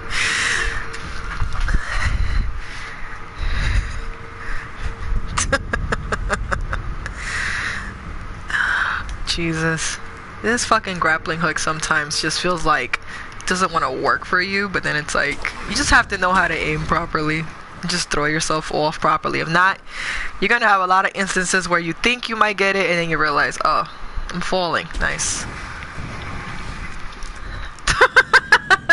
That man has broken like 50 controllers trying to just playing through Sekiro, and I just feel so bad for him sometimes. But he asked for it. I wouldn't ever take on a challenge like that at all, because I know my limits, so I wouldn't see the point. So yeah, here in this sunken valley, we're going to encounter, honestly, this is such a frustrating part of the game, because these shits have like the most like precise aiming in the fucking planet. Like, they never miss a shot, and I literally mean ever. It's incredible. I don't know who the hell schooled them and how to shoot that precise, but fuck, man. What's up, homegirl? Luckily, they're not horribly hard to defeat, but that doesn't mean they're not annoying. Oh, Persona 5. I love that game so much. Sup? You can grapple hook in Darksiders 3? I mean, I never like watched all your streams from that playthrough that you did, but if you can do that in that game, that's pretty cool. Yeah, okay, because I was gonna say, I'm like... So here, I think you can get a gourd seed, if I recall correctly. Yeah, there we go. So here we got our 7th gourd seed. So now we only need 3 to obtain the maximum number of gourd seeds, which is 10. But we're not gonna get to get those until mostly end game. So yeah, but 7 is still a really good amount for what we're going through right now.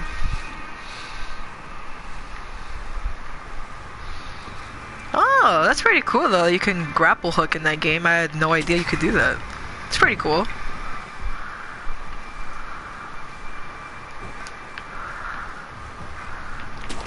Wait, am I going backwards? Yes, I am. Oh my god, that place always confuses me. Still, Darksiders 3 looks like an interesting game in itself. I mean, I never even played Darksiders 2, so I wouldn't know. But I like Darksiders 1. It was definitely a fun game, you know.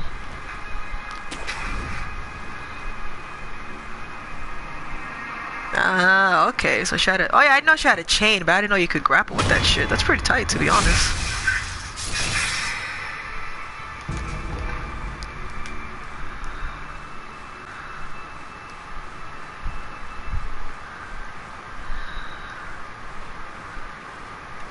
Yeah, I feel like that happens in this game too, when you can like, you know, when you can like grapple onto some enemies, I feel like sometimes it misses, and I'm like, oh, okay, because you told me I can do it, but then it misses anyways. You're like, nice. Asshole. So this bastard is actually tough because he has a cannon. Now he's a lot harder to defeat than the little ones, because the little ones just have like guns, and this motherfucker has a whole cannon. Bitch. They're not too difficult once you get their patterns down, but yeah, avoid getting shot by them at all costs.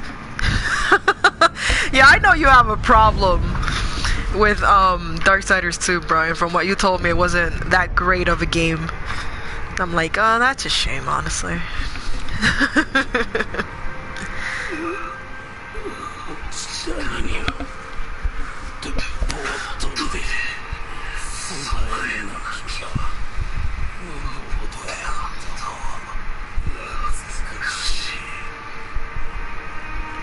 Okay, so this area, Gun Fort, is probably the worst area in the whole fucking game. And that's because this whole area is full of those snipers. And the worst part is, even if you use the Gatching Sugars, which I'm going to use, it does not help at all. So this is the only part of the game where honestly, you just have to just wing it. Just fucking wing it, because you're going to get shot. And here we're going to encounter probably one of the most annoying mini bosses, which quite frankly I don't feel comfortable attempting right now, because she is really tough, like tough. But I guess I could try, but to be quite frankly honest with you, she scares me. Fuck at it here. Yeah, I'm not good at fighting her, so if I die, don't be shocked. Why did I press that? I didn't mean to press that. Ow. Bitch.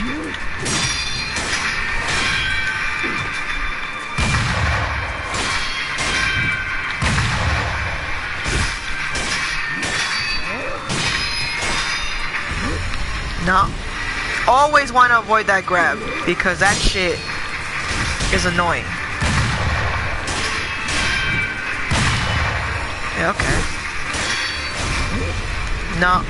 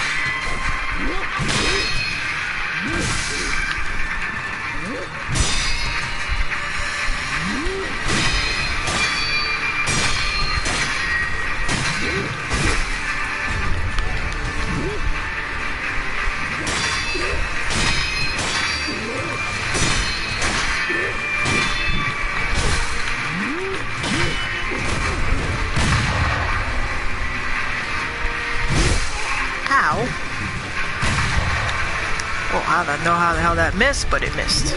Jesus.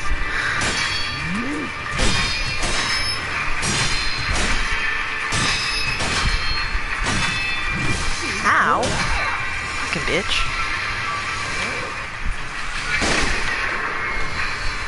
Come on, asshole.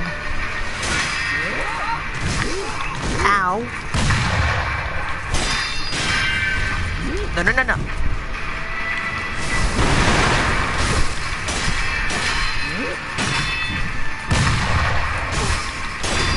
Hey, I actually beat her. First go. Shit. I'm gonna let y'all know that has never happened in my life. Okay, so the fact that I got that first go, I'm shocked as shit. So, hey, kudos to me. Oh god, that was scary. But yeah, she, quite frankly, is one of the most irritating, one of the most difficult mini bosses. She is not easy.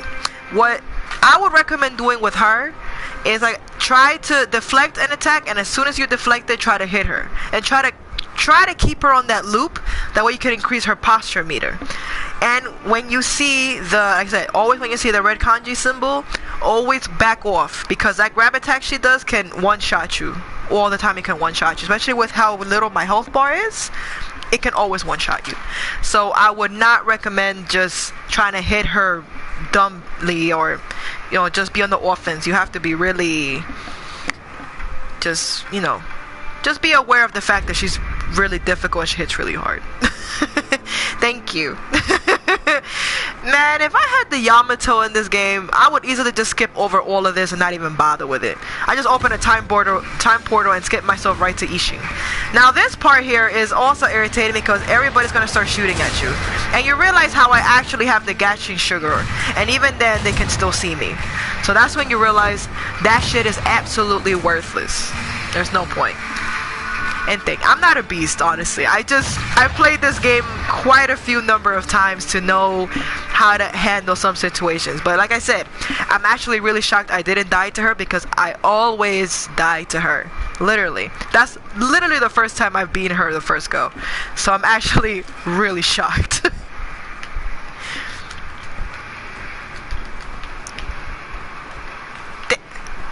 Okay, so you just got, okay, I was like,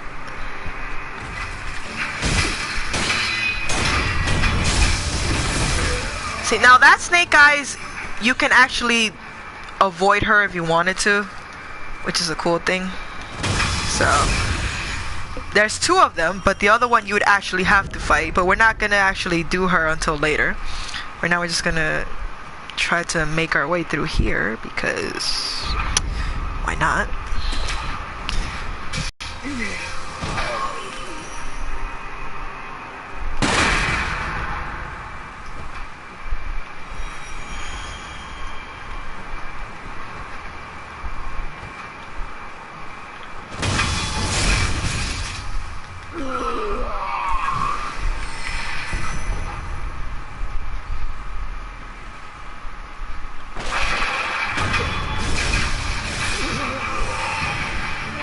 Fuck off.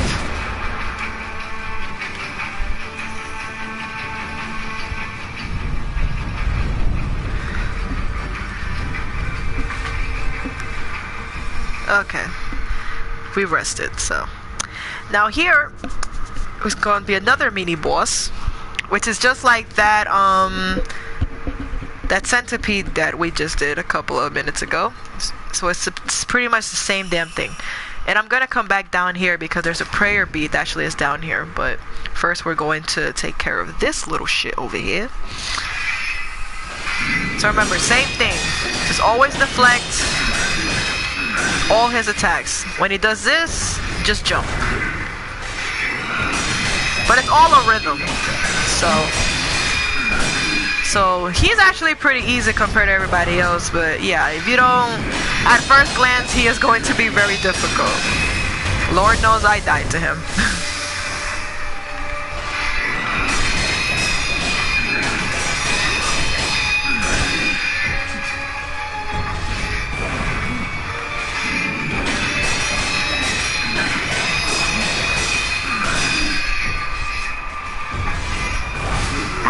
Why didn't I jump? Oh well. There we go. And there it is. Easy. Well, relatively speaking, right? So here, I think this is where we get the Divine Abduction tool, if I'm not mistaken. There we go. So this is the tool that we need to spirit that crying NPC that was in Senpou Temple away. So I'm gonna go back to the temple to fit this and use that to just finish his quest line. So I'm gonna come back here. Actually, why do I always do that? I could just do that fast. Alright.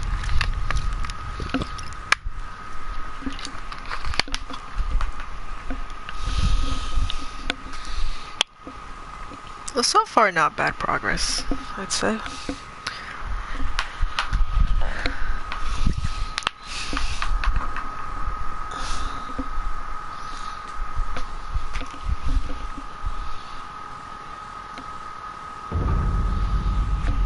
Okay.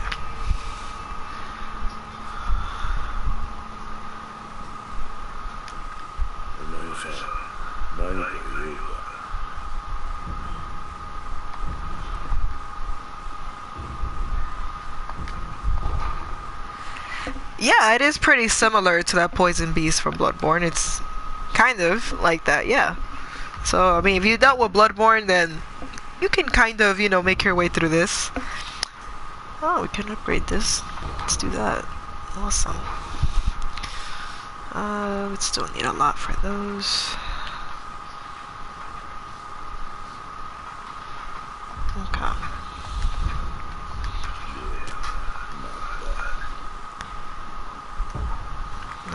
So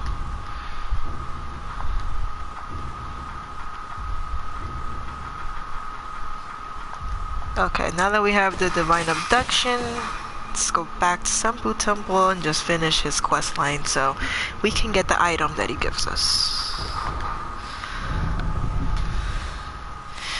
Honestly, I miss Bloodborne so much sometimes, but then I realize I've played through that game too many times, so I feel like I should just go play something new. But I don't know, honestly, what to get from my PS4 anymore. Because I mean, honestly, what I really wanted was Sekiro. And I'm just like, now that I've already done everything here, it's like, I don't know what else to play. I'll find something though. I always do.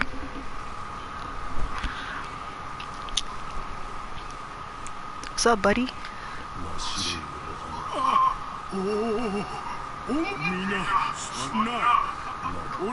Okay, yeah, we're gonna spirit you away. Don't worry about it.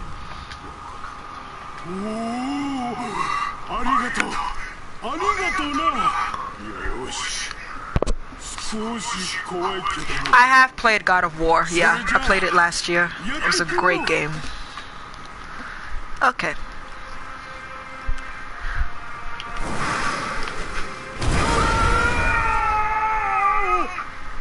So yeah, the divine abduction tool, what it normally does in the case of enemies, like if you were surrounded by a group of enemies, what the divine abduction tool does is that it makes them turn around when you use that move I just did.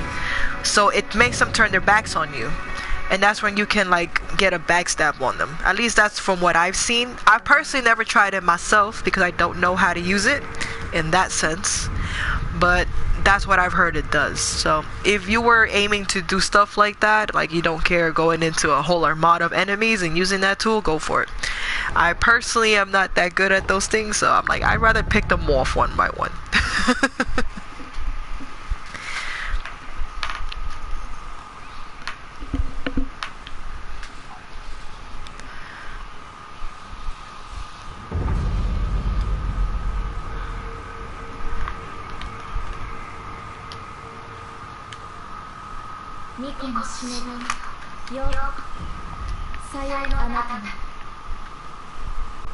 Okay, so we're gonna go to where we fought the folding screen monkeys, because that's where the guy ended up being taken to.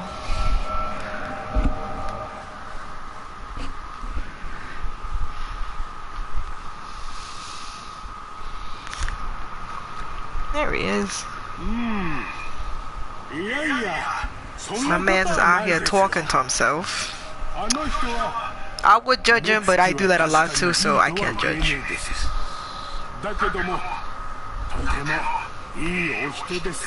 Damn right, I'm a good man. And a handsome man.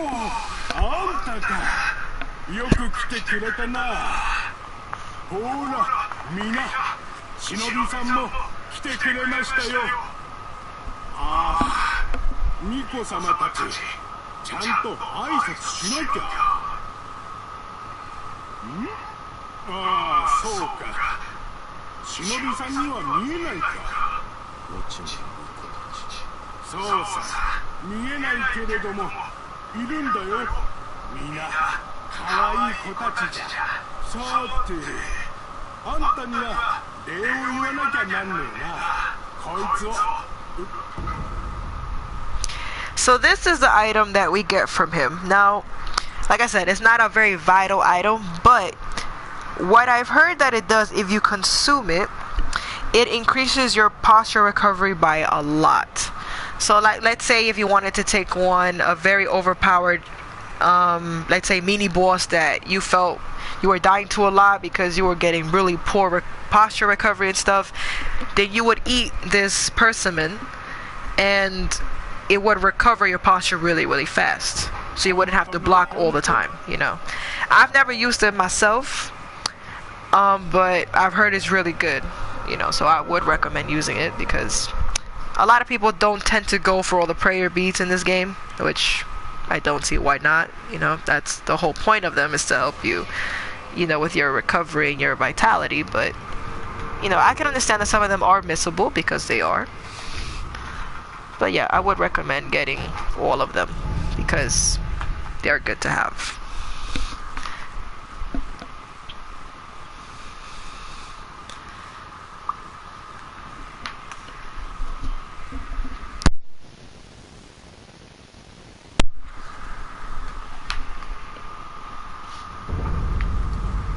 Alright, so now we're going to get the prayer bead I was talking about.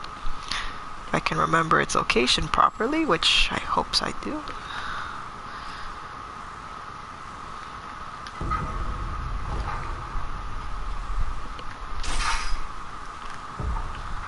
I don't need the divine abduction anymore.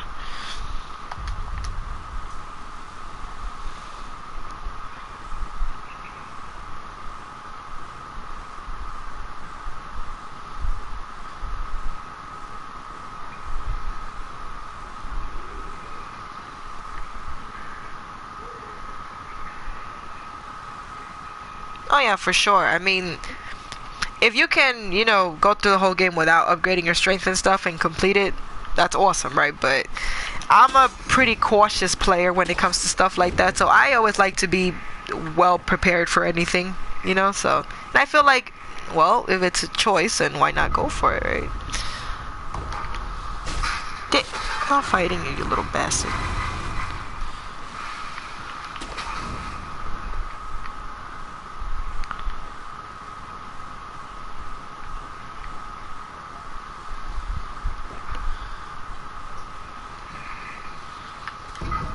There it is. I'm not fighting none of you hoes. Fuck that. Nope.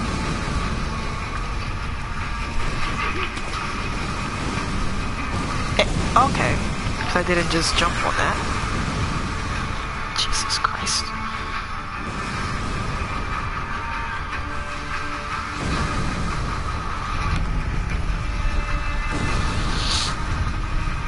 Yeah, also, I mean, you would need the prayer beast to strengthen health because that's the only way you can strengthen health in this game. It's not like in Dark Souls or in Bloodborne that you can, you know, increase your vitality or your strength or your skill and shit like that, like how you know, traditionally would. So obviously farming for the prayer beast is the best way to make sure that you're at your best. And why wouldn't you want to be at your best? So this part is a little scary because normally you would cross the bridge. But if you cross this bridge, then we get a happy visit, which is a big ass snake. So what you do is just straight gun it. Just gun the fuck out of it because the snake will try to attack you every chance it gets. So just keep swimming for your fucking life. That's all you can do.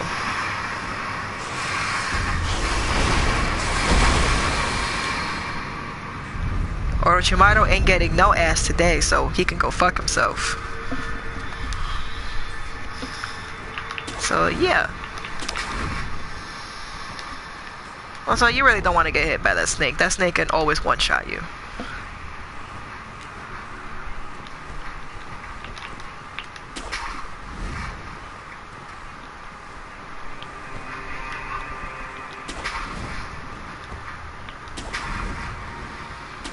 So in this area is mostly just like a lot of monkeys. I mean, you don't actually have to fight them if you don't want to. I personally don't care to fight them. I don't tend to really get that many rewards from them anyway, but we want to just collect the items that are around. That's the only way I would say, oh yeah, fight them, right? Because why not? But honestly, fuck off. Okay. Now you really have to die. Pretty much, just keep swimming. Alright. Go. But yeah, you don't have to fight all the monkeys here. It's a big pain in the ass. The only thing I would say to kill them for is just to get the items, because the pacify agent is going to be really helpful, especially in this next boss, which I'm not going to do right now.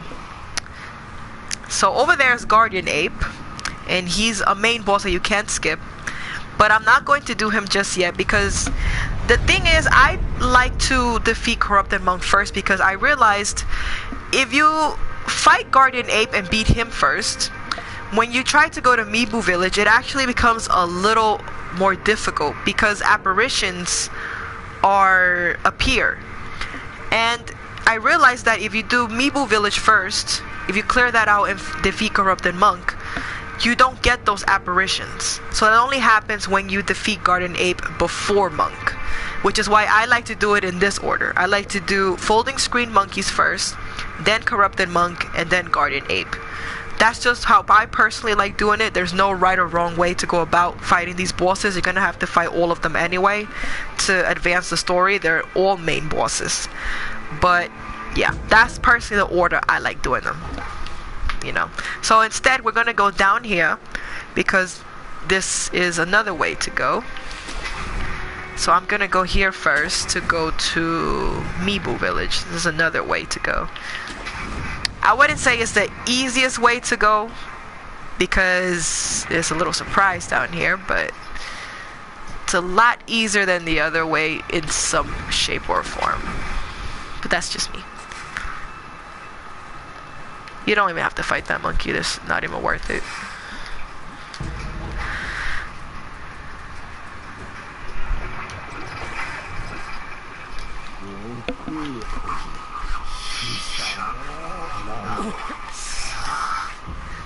So the only important thing I would suggest getting from this specific merchant is to get the green mossy gourd, because it doesn't heal those poison status as it says. It just reduces poison buildup, and this will be very effective against Great Shinobi Owl, which is another main boss that we won't get to in a while. But that's probably the only important thing I'd get aside from obviously pellets. You definitely want to buy as many pellets as possible. The cool thing is that it's a pretty frequent enemy drop, so it's not that hard to farm for pellets, which is nice.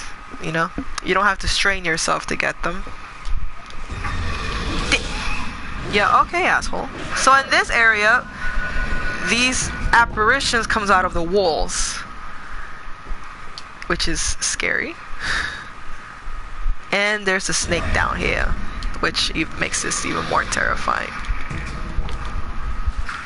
There's a bunch of little lizards everywhere, but I wouldn't even try fighting them because I don't see the point. All they do is just throw poison at you, just avoid them.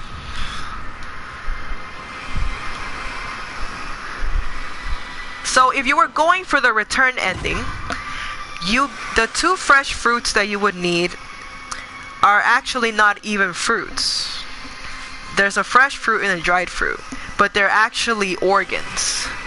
And I'll show you one of them right now. So to come here, you would have needed to have the puppeteer ninjutsu already, and I'll show you why. That monkey over there, you can't get past that snake to go into that temple. So if you try to just go up there, the snake will just attack you and would literally one-shot you every time. So the easy way to do this is to manipulate the monkey by using the puppeteer ninjutsu. And what that will do is that he will distract the snake long enough for you to make it into that temple safely. So you see him go, and he'll call out to the snake. And the snake will catch his attention.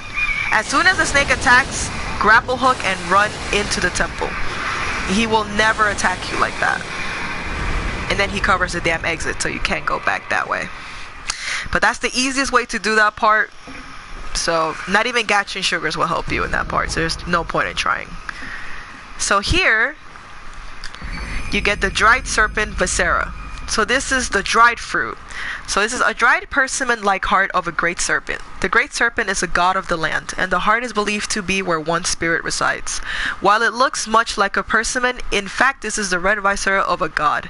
Apparently denizens of the sunken valley worship the organs, believing they represent the deity itself. So this is one of the key items you need for the return ending. I know the monkey didn't deserve that, but hey, it was either him or me, and quite frankly I chose my life. So too damn bad.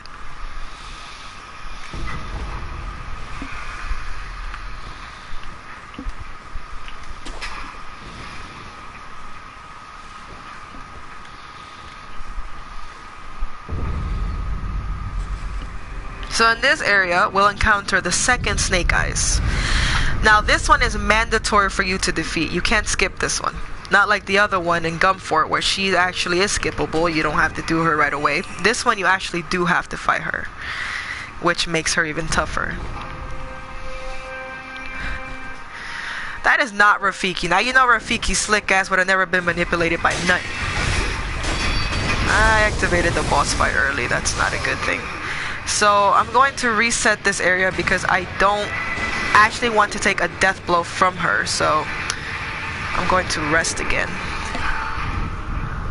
So what you want to do is don't tempt her into the fight early on, because you at least want to get one death blow from her to make it a lot easier for yourself. So yeah, just try to defeat these two enemies first without her realizing, and yeah, just try to do your best, because sometimes she does notice. Oh my god, there it is. Oh well, if we have to fight her the normal way, then we're gonna fight her the normal way. I quite frankly would not have wanted to, but it is what it is. Let's see if I can divert her attention. If I can do that, then that'd be pretty cool. If not, then I'll try to reset one more time to actually see if I can get that.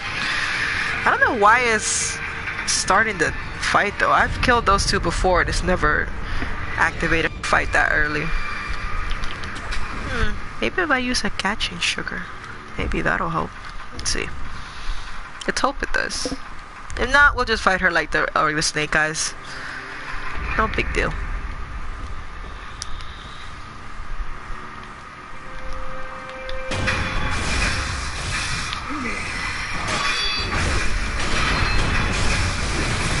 Okay, catching sugar helped. That's good.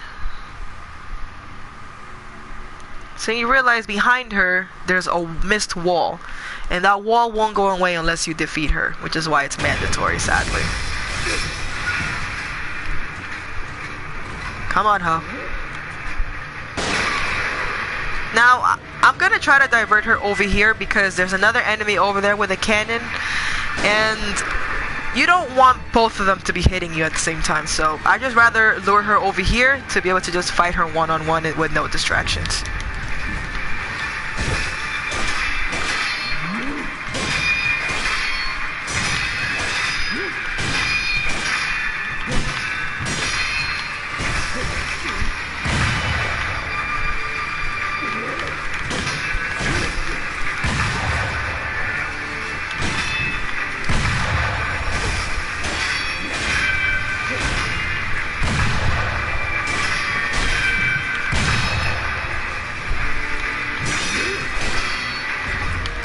No.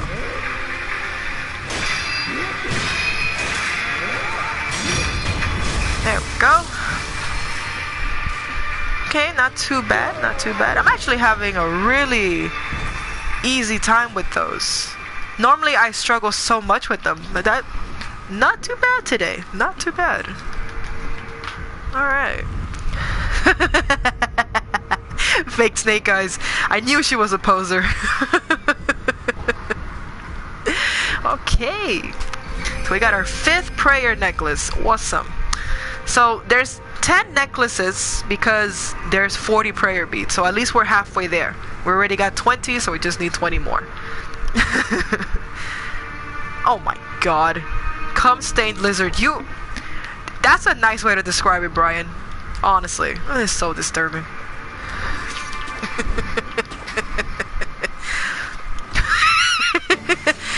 Oh, Frieza definitely approves of sacrificial monkeys, the fucking bastard. I swear, if this was like season 1 Vegeta, he'd definitely be all up in this bitch, just like, yeah, kill all of them, especially if they were all like